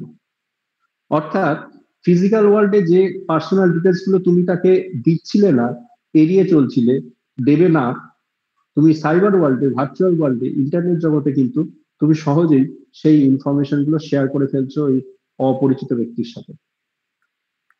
ঠিক আছে? সুতরাং এই ধরনের কিন্তু অনেক মানে কি বলবো অসাবধানতার কাজ আমরা করে থাকি, সেইগুলো কিন্তু আমাদের সেই সব ব্যাপারে সাবধান হতে হবে। ঠিক আছে? যে আমরা যে পার্সোনাল ডিটেলস কখনোই আমরা শেয়ার করব না, যতটা সম্ভব আমরা সেটাকে মানে সিক্রেট রাখবো। এবং যদি একান্ত করতেই হয়, শেয়ার করতেই হয়, আমার সোশ্যাল মিডিয়া দিতেই হয়, তাহলে আমরা 3 নম্বর পয়েন্ট যেটা লেখা আছে সেটাকে একটু মেনে চলবো। 3 নম্বর পয়েন্ট কি লেখা আছে? Make use of privacy settings available in your social networking account. অর্থাৎ আমরা ফেসবুক টুইটার যাই করি, আমরা সবকিছুর অ্যাকাউন্টে একটা সেটিংস বলে অপশন থাকে, ঠিক যেরকম আমাদের সবার মোবাইলে সেটিংস থাকে, সেরকমই সেই প্রতিটা অ্যাকাউন্টে, তোমার ফেসবুকের অ্যাকাউন্টে বলো, হোয়াটসঅ্যাপের অ্যাকাউন্টে বলো, বিভিন্ন অ্যাকাউন্টে সেটিংস বলে একটা অপশন থাকে। এবং সেই সেটিংসে গিয়ে আমরা যদি একটু ভালো করে নাড়াচাড়া করি, প্রতিটা জিনিস একটু খুঁটিনাটি করে পড়ি, সেখানে কিন্তু আমরা এই কন্ট্রোল গুলো করতে পারবো, যে কে আমার পোস্ট দেখতে পাবে, কে পাবে না, কে আমার ছবিতে লাইক দিতে পারবে, পারবে না, কে কমেন্ট করতে পারবে, পারবে না, থেকে শুরু করে এরকম অনেক ধরনের সেটিংস থাকে, যেগুলো সম্বন্ধে আমরা হয়তো বেশিরভাগই জানি না বা উদাসীন। ও কি হবে এরকম ভেবে আমরা কিন্তু সেটাকে এড়িয়ে চলি। ঠিক আছে? কিন্তু এই ছোট ছোট সেটিংস এর, এই যে একটু আগে যেরকম বলছিলাম, যে আমাদের বিভিন্ন অসাবধানতা এবং অজ্ঞানতাকে কাজে লাগিয়ে কিন্তু হ্যাকাররা আমাদের বিভিন্নভাবে বিপদ ঘটিয়ে চলেছে। আমরা হয়তো ভাবছি আমার বিপদ হবে না, ওর হয়েছে, আমার হবে না, এটা আমরা খুব সহজে ভেবে ফেলি।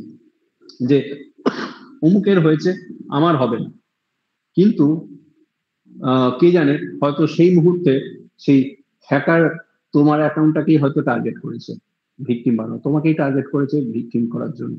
ঠিক আছে, সুতরাং এই সেটিং গুলো সম্বন্ধে আমরা খুঁটিনাটি জানবো, সেটাকে আমরা ঠিকঠাক করে ইউজ করব, যাতে একমাত্র আমি যার যার সাথে ছবি কমেন্ট ইত্যাদি শেয়ার করতে চাইছি শুধু তার সাথেই যাতে শেয়ার হয়।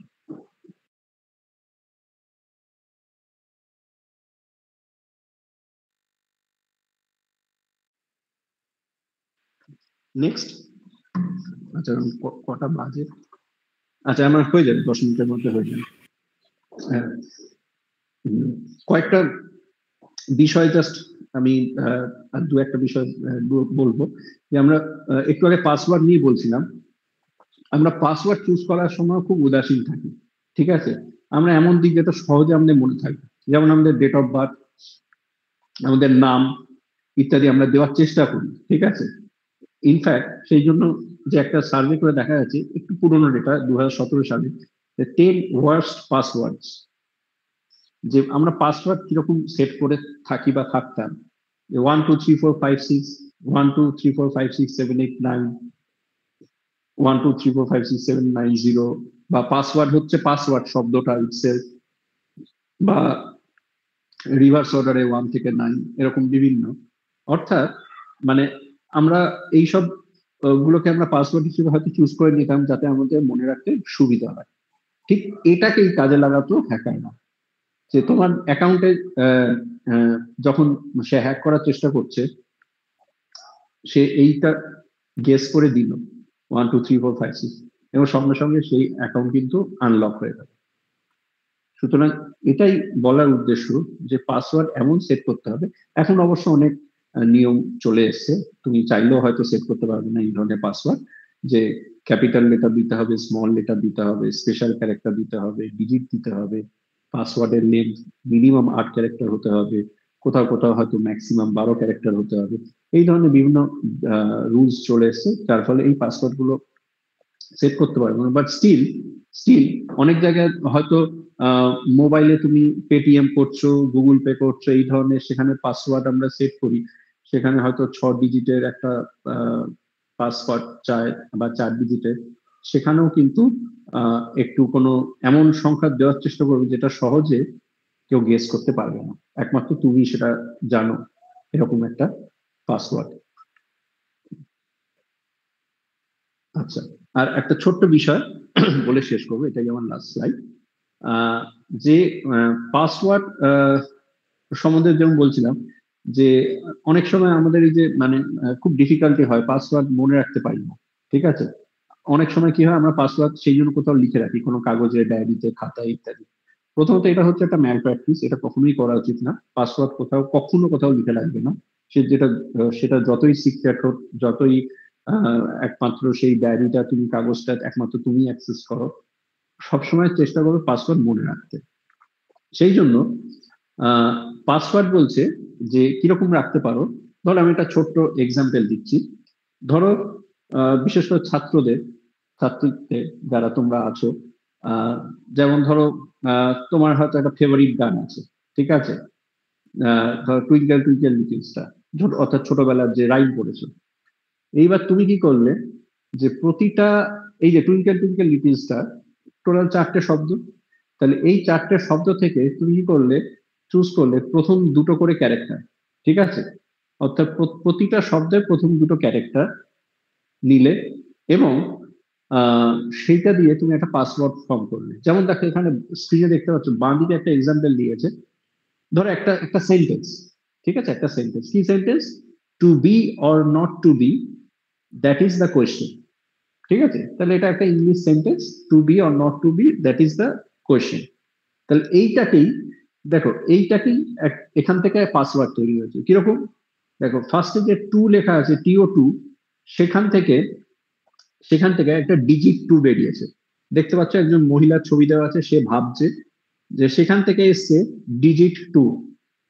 তারপরে কি আছে, আমার সেন্টেন্সে ফিরে যাই, বি, BEB, সেখান থেকে আমি কি নিয়েছি, শুধু ফার্স্ট ক্যারেক্টারটা, শুধু বি।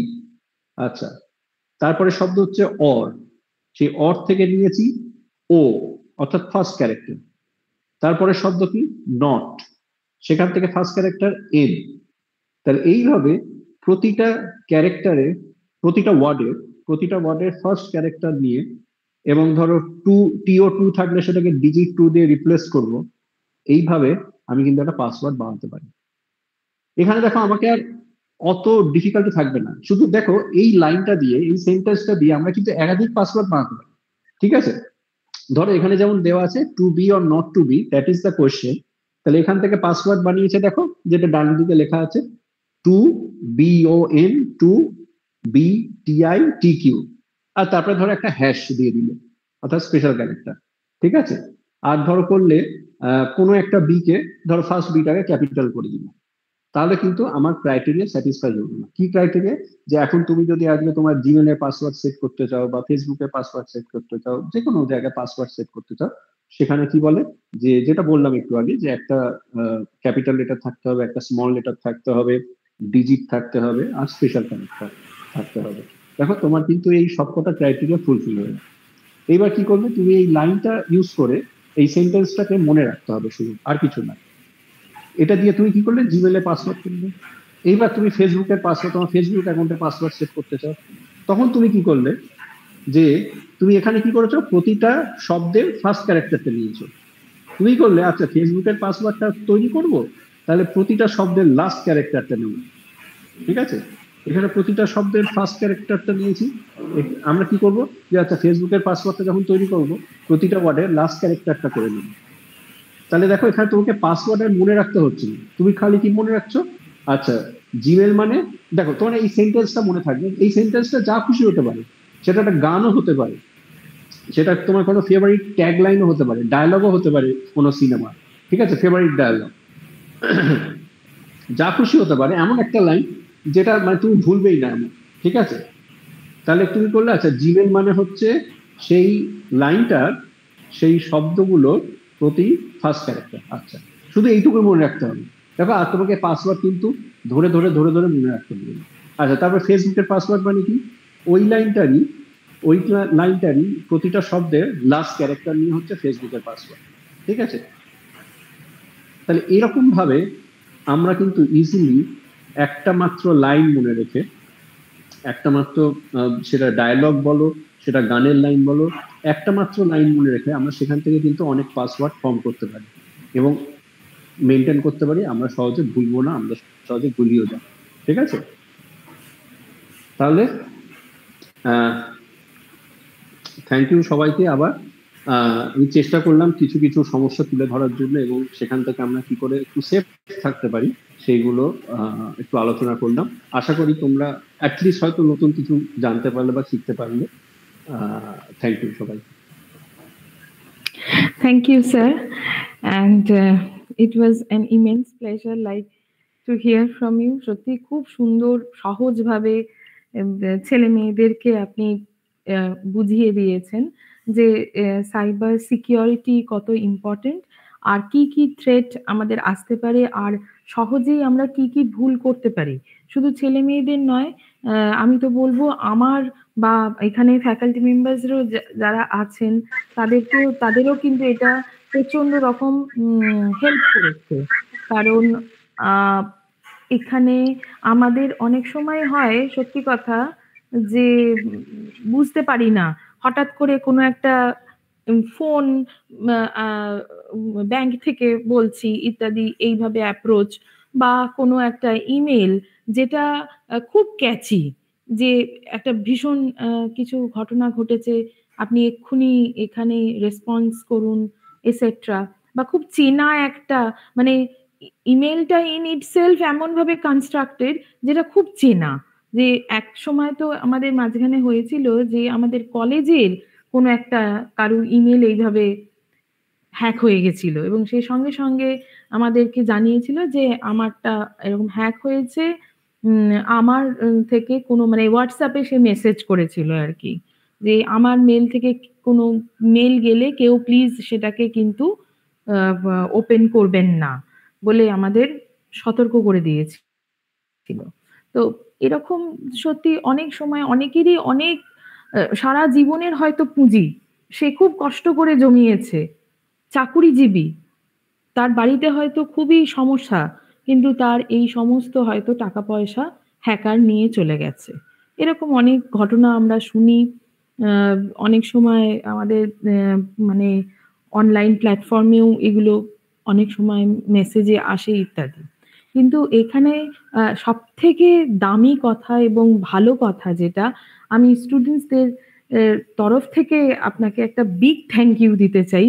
কারণ এটা বুঝতে হবে যে আপনি প্রথমেই যেরকম বলেছিলেন, খুব সত্যি কথা, যে আজকের পৃথিবীতে কিন্তু শুধুমাত্র নিজের সাবজেক্টকে পারসিউ করলে হবে না।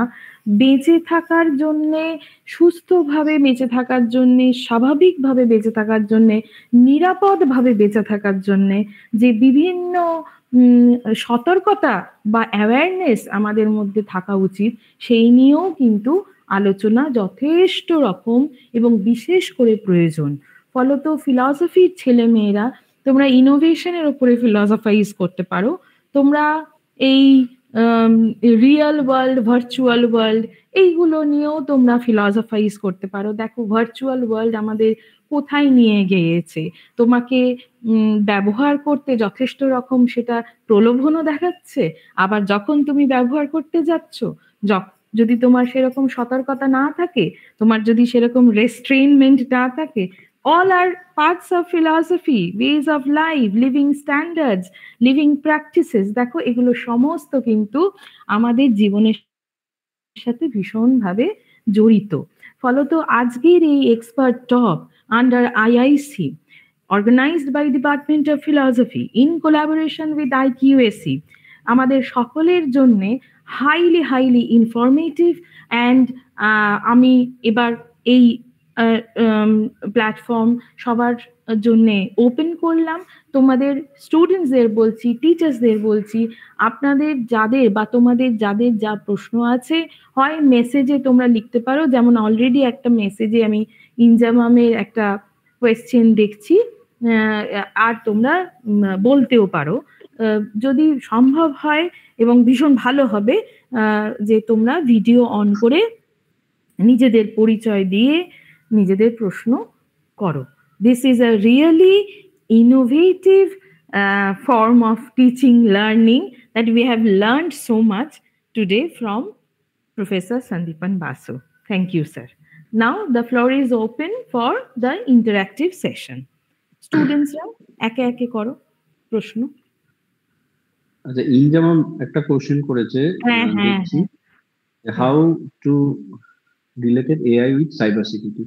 দেখো এটা সত্যি যে এখন ঠিক সাইবার সিকিউরিটির সাথে সাথে মানে তার চেয়েও বেশি হয়তো বলবো বা একই পরিমাণে এআই শব্দটা আমরা সব জায়গায় শুনতে পাচ্ছি, দেখতে পাচ্ছি।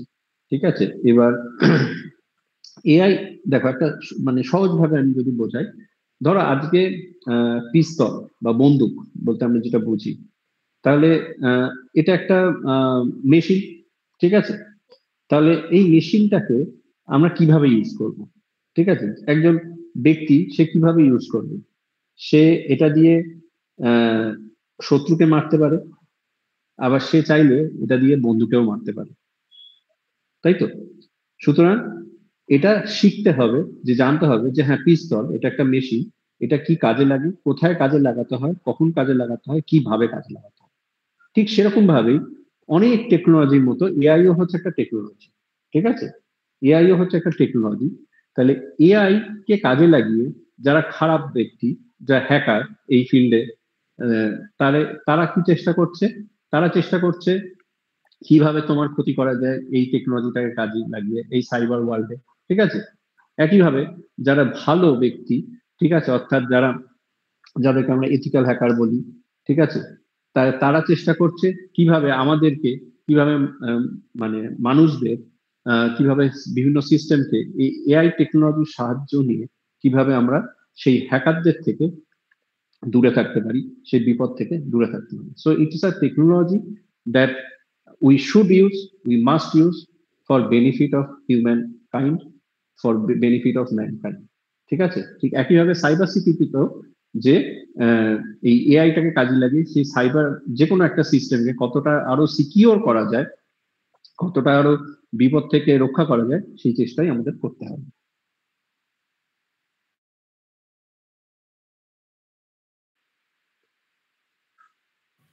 হ্যাঁ, আর কেউ প্রশ্ন করবে? প্লিজ ভিডিওটা 1 মিনিটের জন্য অন করবে যখন তুমি প্রশ্ন করবে।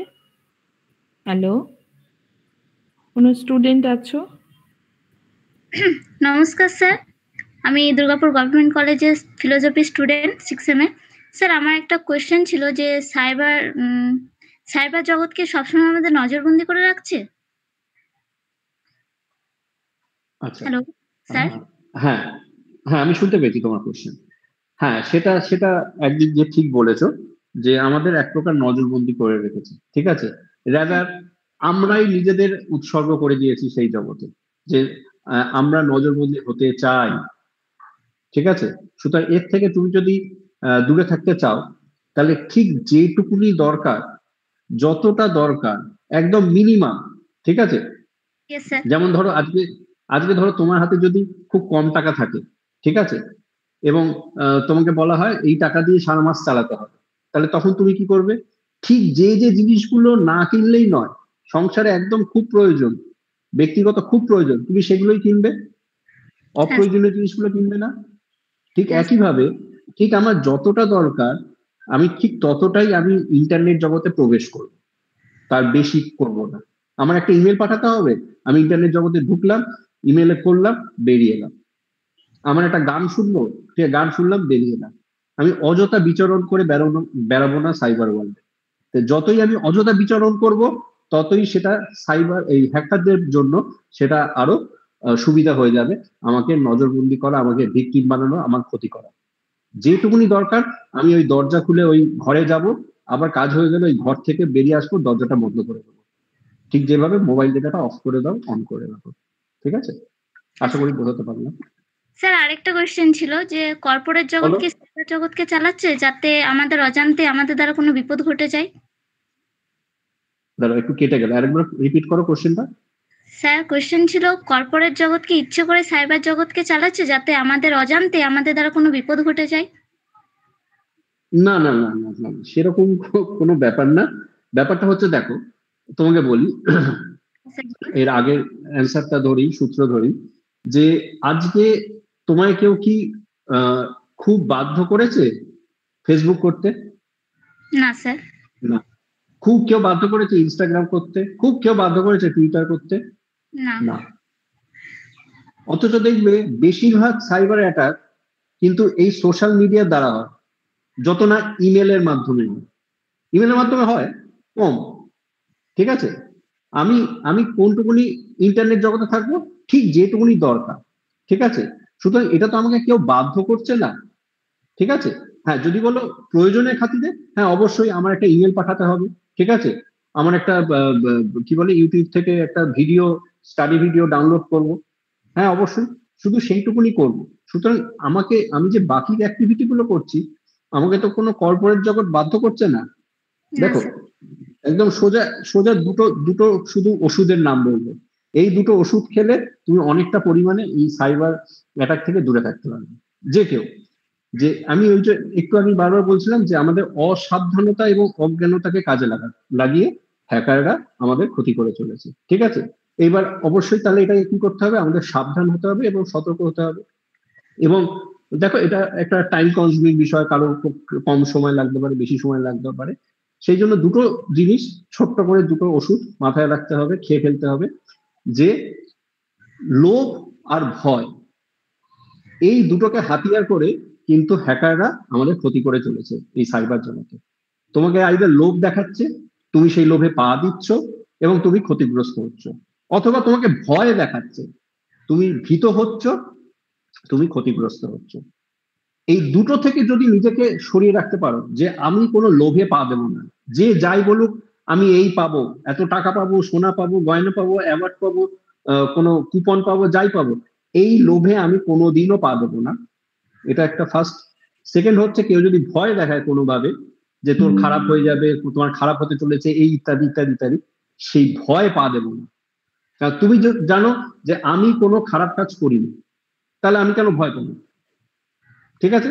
আর কেউ যদি আমাকে এরকম ভাবে ভয় সত্যি করেই দেখাতে চায়, আমি আমার থানায় গিয়ে কমপ্লেন করব। আমি তো কোনো খারাপ কাজ করিনি, তো থানায় গিয়ে কমপ্লেন করব যে আমাকে এই লোকটা ভয় দেখাচ্ছে এইভাবে। সুতরাং এই লোভ আর ভয় এটা থেকে যদি নিজেকে দূরে রাখতে পারো, তাহলে কিন্তু মানে সহজে কিন্তু কেউ মানে সাইবার জগতে তোমার কেউ অ্যাটাক করতে পারবে না, খুব ডিফিকাল্ট। কি হয়, আমরা এই দুটোতেই আমরা পা দিয়ে দিই, এবং এইটাকে কাজে লাগিয়ে, এই লোভটাকে কাজে লাগিয়ে ওরা লাভ লাভ করে যাচ্ছে হ্যাকাররা, আর ভয়টাকে আমাদের ভয় দেখাচ্ছে, আমি ভয় পেয়ে যাচ্ছি, সেই জন্য ওরা লাভবান হচ্ছে। ঠিক আছে, এই লোভ আর ভয় দুটো জিনিস থেকে দূরে থাকতে হবে, দুটো ওষুধ খেয়ে ফেলতে হবে, তাহলে সমস্যার সমাধান। Thank you sir. Thank you. Thank you sir. সত্যি আমি এটার সাথে শুধু এই কথাটার সাথে আমি একটুখানি ফিলসফি জুড়ে দিতে চাই, যেহেতু আমরা department of philosophy, we can only relate this to this fear and our lust with two things. একটা হচ্ছে sense of the self, আর আরেকটা হচ্ছে sense of well-being and sense of well-belonging. যদি এই দুটো প্রিন্সিপাল অ্যান্ড ফিলসফিক্যাল থট আমাদের guide করে, ঠিক আছে, স্টুডেন্টসদের জন্য বলছি আমি, যে if these two thoughts guide you, then well, you will be having a shield, because people might try to attack you in this cyber world, or say virtually, but you will be totally immune from it, right? তাহলে philosophy কিন্তু তোমার জন্য একটা shield তৈরি করে দেবে। তুমি যে ডিপার্টমেন্টে বিলং করো, যে সাবজেক্টটা পারসিউ করছো, সেটা কিন্তু ইন ইটসেলফ অলরেডি একটা ফাউন্ডেশন তৈরি করে রেখেছে। Do build a superstructure. I hope someone else is trying to ask something. Well, Mitali unmute করলে প্লিজ। আমার মনে হচ্ছে মিতালি একটা কোয়েশ্চেন করবে। হ্যাঁ ম্যাম। স্যার বলছিলাম যে আমি দুর্গাপুর গভর্নমেন্ট কলেজের ছাত্রী, দর্শন বিভাগের ছাত্রী। আমার নাম মিতালি ঘোষ। আমার একটা কোয়েশ্চেন ছিল, মানে যে সমস্ত জায়গা থেকে আমরা সাইবার জগতের তথ্য বা জ্ঞান পেয়ে থাকি, তো সেখানে পাশাপাশি সাইবার জগতের নিরাপত্তা বজায় রাখার উপরেও কি জ্ঞান থাকে, নাকি এর মানে হাফ তথ্য দেওয়া থাকে?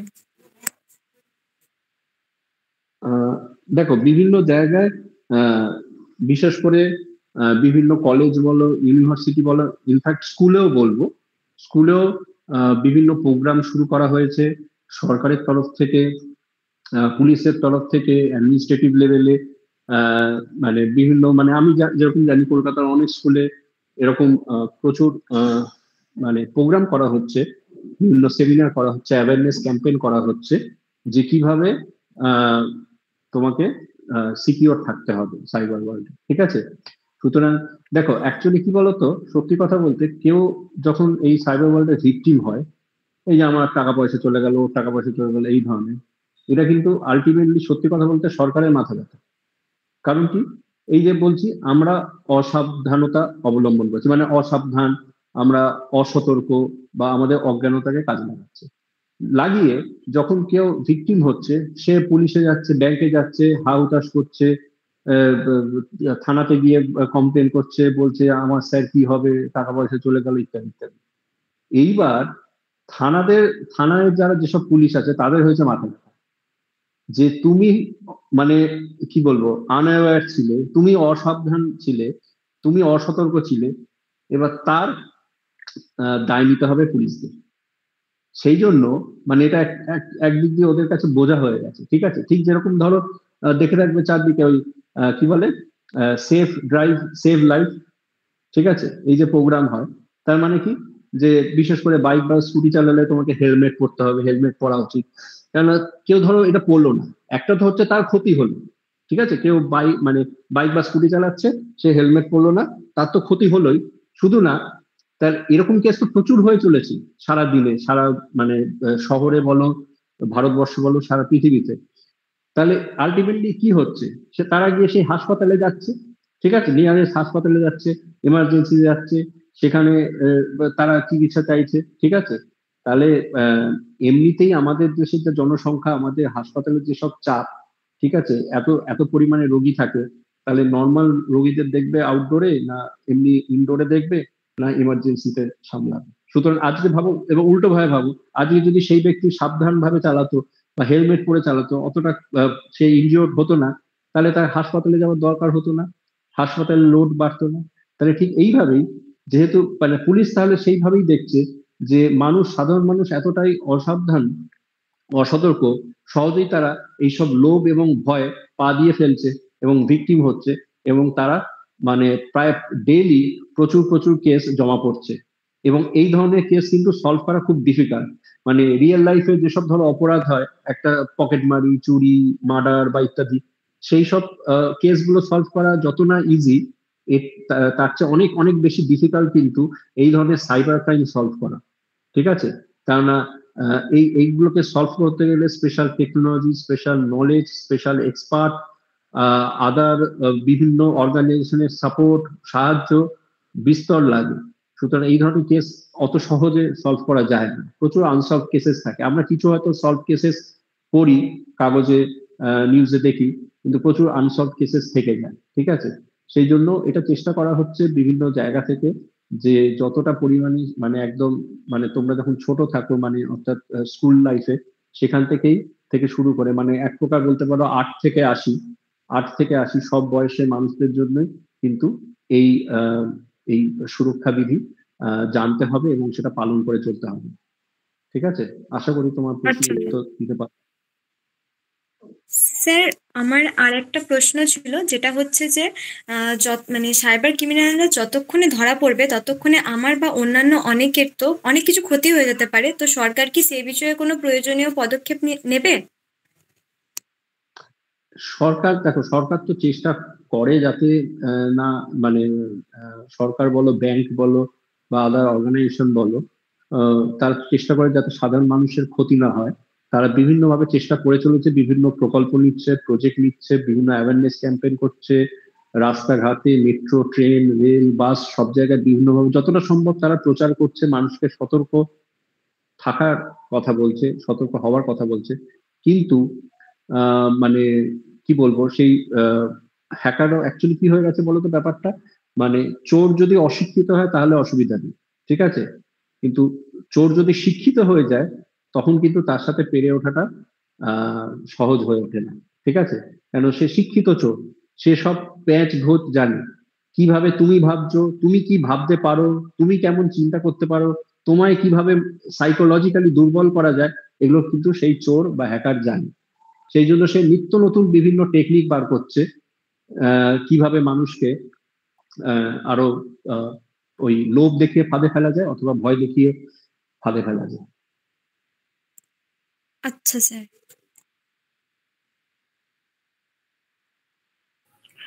আমার মনে হয় স্টুডেন্টসদের প্রশ্ন একটা জায়গায় এসে থেমেছে আপাতত, আরো হয়তো অনেকের অনেক প্রশ্ন আছে। টিচার্সদের কোনো প্রশ্ন? সৈকত স্যার, আপনার ডিজিটাল হ্যান্ড রেজড আছে। হ্যাঁ হ্যাঁ, তো সন্দীপানকে ধন্যবাদ জানাই অসাধারণ ভাবে এই বিষয়টাকে উপস্থাপন করার জন্য। খুবই কম্প্যাক্ট এবং সুন্দর আলোচনা, খুব মন দিয়ে শুনেছি। তো আমার যেটা জানার, এই প্রায়শই একটা ফোন কল বা এটা মেসেজ আসছে যে ইদানিং দেখছি যে আপনার নাম্বারটি ডার্ক ওয়েবে চলে গেছে এবং এখানে ডার্ক ওয়েবে আপনার নামে কিছু ট্রানজাকশন হয়েছে। তো এইটা কি আদৌ মানে আমাদের ভয়ের জায়গা, যে ডার্ক ওয়েবে নাম্বার গেলে কি হবে, বা ডার্ক ওয়েব সম্বন্ধে যদি একটু ছোট করে বলেন। আচ্ছা, তাহলে একটু ভালো হয়। ওই একই বললাম, মানে ওই বিষয়টা, আগের বিষয়টা সূত্রপাত ধরেই বলছি। এই যে মেসেজ আসছে যে আপনার নাম্বার ডার্ক ওয়েবে চলে গেছে এবং সেখানে ট্রানজাকশন হচ্ছে, অর্থাৎ এটা হচ্ছে এক প্রকার আপনাকে ভয় দেখানো হচ্ছে। এটা লোভ না, এটা হচ্ছে সেকেন্ডটা ভয়, যে আপনি বুঝবেন না, ডার্ক ওয়েব সেটা কি খায় না মাথায় দেয়, আপনি ভীত হয়ে যাবেন, আপনি কিছু একটা ওই স্টেপ নিয়ে ফেলবেন, এবং স্টেপ নিয়ে ফেলাটা কোনো বড় কিছু না, জাস্ট ভুল করে হয়তো ওই একটা তলার লিঙ্কে ক্লিক করে দিলেন এবং তার মাধ্যমে আপনার মোবাইলে বিভিন্ন তথ্য কিন্তু সেই হ্যাকারদের কাছে চলে গেল। এবং দেখুন, ডার্ক ওয়েব হচ্ছে, ছোট করে যদি বলি, অ্যাকচুয়ালি ডার্ক এই কারণে বলা হয় যে ওয়েব জগৎ বা সাইবার ওয়ার্ল্ডের সেই দিকটা যেটাকে ইউজ করে অনেক কিন্তু মানে অসাধু কাজ হয়, ঠিক আছে? মানে অনেক ধরুন ড্রাগের কেনা বেচা থেকে শুরু করে অস্ত্রশস্ত্র কেনা বেচা থেকে শুরু করে অনেক ধরনের অসাধু কাজ হয়, ঠিক আছে? এবং এই সূত্র ধরেই আমি জাস্ট বলি, আপনারা প্রায় সবাই হয়তো বিগত 2 মাস ধরে 1-2 মাস ধরে কাউকে ফোন করতে গেলেই হয়তো শুনছেন, ফোন করার সময় কাউকে রিং করছেন, শুনতে পাচ্ছেন যে কেউ মানে ওদিক থেকে বলছে যে আপনার নামে যদি এরকম কেউ বলে যে আপনার কোনো কি বলে কোনো কেউ প্রতারণা করছে, মানে এটা সরকারের তরফ থেকে মেসেজটা দেওয়া হচ্ছে। হয়তো আশা করি সবাই শুনেছেন, যেটা কলার টিউনে আমরা পাচ্ছি। এটা কিন্তু ভেবে দেখুন, এটা কিন্তু 6 মাস আগে আপনি এটা শুনতেন না। আপনি 1 বছর আগে এই ধরনের কিন্তু ফোন করলে লোককে এটা শোনা যেত না। তখন যেমন ধরুন কোভিড এর সময় শোনা যেত আপনি কোভিড থেকে সতর্ক থাকুন, মাস্ক পরুন ইত্যাদি। তাহলে এইটা কেন এখন শোনা যাচ্ছে? কারণ ওই যে বলি, বাংলা একটা কথা আছে যে ছলের কোনো খলের অভাব হয় না, এই উল্টোটা, সরি, খল ব্যক্তির কোনো ছলের অভাব হয় না। অর্থাৎ সে যেন তেন প্রকারে না আপনার ক্ষতি করার চেষ্টা করবে। অর্থাৎ রিসেন্ট টাইমে দেখা গেছে, আমি একটা ইনসিডেন্টের কথা বলি, যে মুম্বাই একজন খুব মানে একটা ধনী পরিবারের এক ভদ্রমহিলা, অর্থাৎ রিসেন্ট একটা কল পায় যে এরকম যে আমি সাইবার ক্রাইম পুলিশ থেকে বলছি যে আপনার নামে একটা পার্সেল আছে, সেটা মায়ানমার যাচ্ছিল এবং সেই পার্সেলে কিছু ড্রাগ পাওয়া গেছে, ঠিক আছে? এই কেসটা আমাদের হাতে এসছে, আপনি এবার কি করবেন বলুন। তা স্বাভাবিকভাবে এই ফোন যদি কাউকে করা হয়, যে পুলিশ স্টেশন থেকে বলছে আমি সাইবার ক্রাইমের পুলিশ কমিশনার বলছি, এরকম ভাবে যদি ফোন করা হয় তাহলে স্বাভাবিকভাবেই সে মানে 90% লোক নিশ্চয়ই ভয় পেয়ে যাবে। এবং তাকে বলা হচ্ছে যে আপনি ব্যাপারটা যদি এখানে সেটেল করতে চান তাহলে কিছু টাকা পয়সা দিই, আর নয়তো যদি মানে কোর্ট কাছারি এগোতে চান, ঠিক আছে, আমরা কেসটাকে তাহলে কোর্টে তুলব। স্বাভাবিকভাবেই প্রথমত সে কোনো এরকম ধরনের কাজ করেনি, প্লাস পুলিশের খাতায় নাম উঠে যাবে, কোর্ট কাছারি হবে ইত্যাদি, বদনামের একটা ব্যাপার, সমাজের একটা ব্যাপার, কোথা থেকে কি হয়ে গেল। সেই জন্য সে তৎক্ষণাৎ কি চেষ্টা করবে যে টাকা পয়সা দিয়ে যদি এই জিনিসটা সেটিং করে দেওয়া হবে, মানে সেটেল করে দেওয়া হবে। সুতরাং এই ধরনের ক্রাইম রিসেন্ট মানে সময় কিন্তু প্রচুর পরিমাণে হচ্ছে, ঠিক আছে? এটাও হচ্ছে ওই সেম ভয় দেখানো, ঠিক আছে? যেমন আমি একটা ছোট্ট তথ্য দিই, লাস্ট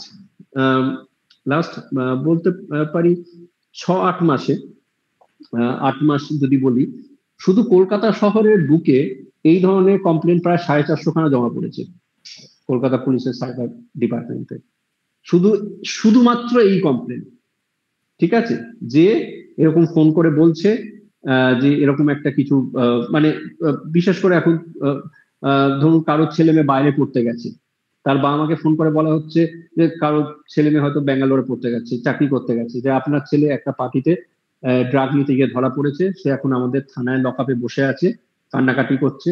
এমনও মানে আছে, সে হয়তো একটা ফলস কান্নার আওয়াজও শুনিয়ে দিল, দিয়ে বলা হচ্ছে আমাদের লকআপে আছে আপনার ছেলে, এবার আপনারা কি করবেন বলুন। তা স্বাভাবিকভাবে যে কোনো বাবা মা এটা শুনে মানে তাদের মাথায় বাজ ভেঙে পড়বে, আকাশ ভেঙে পড়বে। সুতরাং তৎক্ষণাৎ মানে তাদের যে অফার দেওয়া হচ্ছে যে তার আপনার কিছু টাকা পয়সা দিয়ে কেসটা আমরা এখানে সেটেল করে দেবো, ক্লোজ করে দেবো। নইলে কোনো বাবা মাই চাইবে না তার ছেলে মেয়ের নামে এরকম ধরনের কোনো অপবাদ হোক বা জেল খাটার কোনো ব্যাপার হোক। সুতরাং এই ধরনের ভয়টাকে কাজে লাগিয়ে কিন্তু এই পরিমাণ ক্রাইম কিন্তু এখন রিসেন্ট টাইমে খুব বেড়ে চলেছে, যার জন্য সরকারের তরফ থেকে এরকম একটা পদক্ষেপ নিয়েছে যে সবাইকে সতর্ক করার, এবং তার একটা অন্যতম ভালো মিডিয়াম হচ্ছে যে ফোন করলে এটা শোনা যাচ্ছে, হয়তো আমরা ইগনোর করছি কিন্তু এই ধরনের ক্রাইম কিন্তু হয়ে চলেছে। এবং জাস্ট আমি ছোট্ট স্ট্যাটিস্টিক্স দিলাম যে লাস্ট 8 মাসে প্রায়, যদি খুব ভুল না বলি, শুধু কলকাতা শহরের বুকেই এই কমপ্লেন জমা পড়েছে 450 খানা। হ্যাঁ, এরকম আমরা শুনছি, ফোন করলেই আমরা একটা ওপাশ থেকে গলা শুনছি, হয়তো খুব তাড়াহুড়োর মধ্যে থাকার জন্য অনেক সময় বিরক্তও হচ্ছি যে এত এই কথাটা না বলে উনি যাকে ফোন করছি সে যদি ফোনটা ধরে তাহলে হয়তো আমার কিছুটা সময় বেঁচে যায় ইত্যাদি, এরকম মনে হচ্ছে। কারণ এটা ঠিক কথা যে যতক্ষণে না আমাদের নিজেদের সাথে কিছু খুব সাংঘাতিক, খুব বাজে কিছু হয়, ততক্ষণ পর্যন্ত হয়তো আমাদের সম্বিত হয় না। এটা খুব মানে সত্যি কথা। এবং আমার তরফ থেকে মানে আমি আমার আগের কলেজের অভিজ্ঞতায় আমারই একজন কালিগ আমাদেরই ডিপার্টমেন্টে তিনি নতুন চাকরিতে জয়েন করেছিলেন এবং সেই জয়েনিং এর খবরটা মানে সরকারি কলেজে পড়ান সেই খবরটা বিভিন্নভাবে নিশ্চয়ই ছড়িয়েছে। তিনি দক্ষিণ কলকাতার একটি বিশেষ একটা পশ এলাকায় তিনি থাকেন এবং এরকম হয়েছে যে তিনি কলেজে আছেন সেই সময় তার হাজবেন্ড বহুবার ফোন করছে, সে ফোনটা শুনতে পায়নি, ধরেনি প্রথমে, তারপর যখন সে ধরেছে তখন তার হাজবেন্ড জিজ্ঞাসা করেন যে তুমি এখন কলেজে, মানে ওনাকে জিজ্ঞাসা করছেন ওনার হাজবেন্ড যে তুমি এখন কলেজে আছো নাকি কোথাও কোনো মানে কেনাকাটার জায়গায় কিছু আছো, কি এমন কিনছো যে এত টাকা অ্যাকাউন্ট থেকে বেরিয়ে যাচ্ছে বা বেরিয়ে গেছে অলরেডি। তো এবং এটা হিউজ অ্যামাউন্ট একটা বেরিয়ে গেছে এবং তারপরেই বোঝা যায় যে এরকম একটা হ্যাকিং হয়েছে তার যে কার্ড থেকে, সেখান থেকে ব্যাংকের অ্যাকাউন্টটা খালি, প্রায় খালি এরকম অবস্থা হয়েছে। তবে শেষ মুহূর্তে মানে আমরা অলরেডি 1.5 ঘন্টা সময় কাটিয়েছি এবং সেটা না জেনেই এবং খুব সুন্দরভাবে কাটিয়েছি। খুব ইন্টারেস্ট নিয়ে আমরা সকলে শুনেছি, বুঝেছি এবং অনেক কিছু সত্যি অনেক কিছু শিখেছি। অ্যাওয়ারনেস আমাদের স্টুডেন্টসদের স্পেশালি আমি বলবো যে নিশ্চয়ই তারা উপকৃত হয়েছে, তাদের বেড়েছে। তবে দুটি কথা বলে আমি ভোট অফ থ্যাঙ্কস এর দিকে এগোবো। সেই দুটি কথা হচ্ছে যে এই যে লোভ আর ভয়, এই এখনকার ছেলে মেয়েদের সহজে পেয়ে যাওয়া, সহজেই কিছু একটা কিছু কোনো একটা অ্যাচিভমেন্ট বা কিছু আমি হাতে, বিশেষ করে টাকা পয়সা, হ্যাঁ, এটা পেয়ে যাওয়ার জন্য একটা সহজ উপায়ের দিকে কিন্তু যথেষ্ট রকমের এক ধরনের ইচ্ছা আছে মনের মধ্যে। এইটা একটু যদি কার্ভ করা যায় তাহলে কিন্তু অনেকটাই তোমরা সেফ থাকতে পারবে। কারণ তোমরা হঠাৎই কোনো একটা ফ্ল্যাশ নিউজ পেলে, আমি দেখেছি সেই দিকে বড্ড এগিয়ে, মানে কোনো বিচার বিবেচনা ইত্যাদি আর কোনো আর মাথাটা কাজে না লাগিয়ে সেই দিকে এগিয়ে যাওয়া ইত্যাদি, এইগুলো একটুখানি নিজেকে মনে হয় রেস্ট্রেন করার ভীষণ দরকার আছে। যে তোমার বিবেচনা কোথায় গেল, তুমি ছুঁড়ে ফেলে দিলে, তুমি সেই দিকে আগে চলে গেলে, এরকমটা করো না। আজকের কথা থেকে নিশ্চয়ই এটা জেনেছো বা এটা বুঝেছো। একটা সময় লাগে জীবনে প্রতিষ্ঠা পেতে গেলে, একটা সময় লাগে, সময় দিতেই হয়। তাছাড়া কিন্তু প্রতিষ্ঠা বা তোমার সম্মান, সমাজে তোমার নাম ইত্যাদি, বা এই যে বললাম সুস্থভাবে শান্তির সাথে মাথা উঁচু করে বেঁচে থাকার যে প্রিন্সিপাল, সেটা কিন্তু আর্ন করা অতটা সহজ নয়, চট করেই হয়ে যাবে এরকম not, it is no magic, it is not at the one click that you have. আর ক্লিক করলে তো কি হবে সে তো স্যার আমাদের বললেনই। এবার আমি ভোট অফ থ্যাঙ্কস দিতে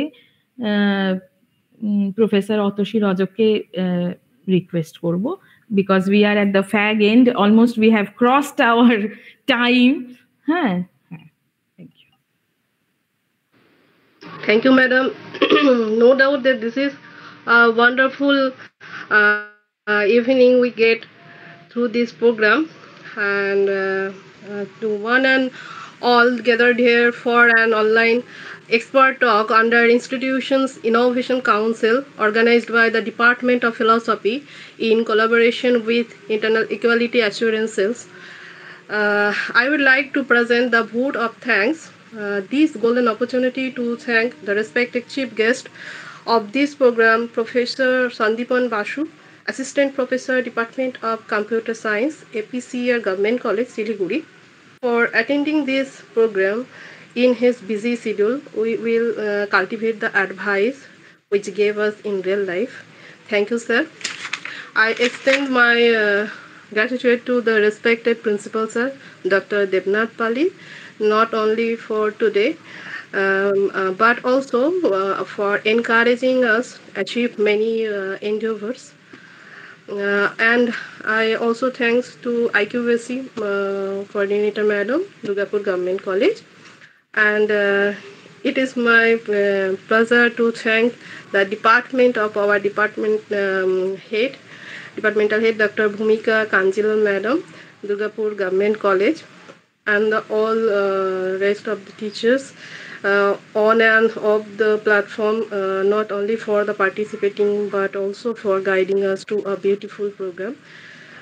Thank you, sir, and thank you, Sumana madam, Soikot sir, and Sujoy sir. Last but not the least, I thank my fellow students for enthusiastically arranging this program. Without them, this program could not be a success. Thank you, all our students. And once again, I thank one and all whole cordially and heartily. I hope this type of program we will get in future life. And I request to Sandipun Basu sir, please আমাদের programme এরকম হতেই থাকবে। আপনি অবশ্যই হ্যাঁ মানে আমরা না শুনতে চাই না আপনার কাছ থেকে। খুব ভালো প্রোগ্রাম এবং রিয়েল লাইফে আমাদের এই ছোট ছোট ছেলেমেয়েরা না জানতে বা তাদের অজান্তে অনেক রকমের ভুল হয়ে যায়, আমাদেরও ভুল হয়ে যায়, শুধু তাদের না আমাদেরও ভুল হয়ে যায়। তো এই ধরনের অনেক অনেক রকমের সমস্যা, কিন্তু তার মধ্যেও যে ছোট ছোট বিষয়গুলো যদি অ্যাওয়্যার হতে পারি তো অনেকটা এই প্রবলেম থেকে আমার মনে হয় আমরা বেরিয়ে আসতে পারবো। তো আশা করব আপনি ভবিষ্যতে আমাদের এরকম ছোট ছোট এইরকম বক্তৃতার মাধ্যমে উপহার দিয়ে আমাদের সাহায্য করবেন। Thank you. থ্যাংক ইউ, অবশ্যই অবশ্যই, নিশ্চয়ই। Thank you sir.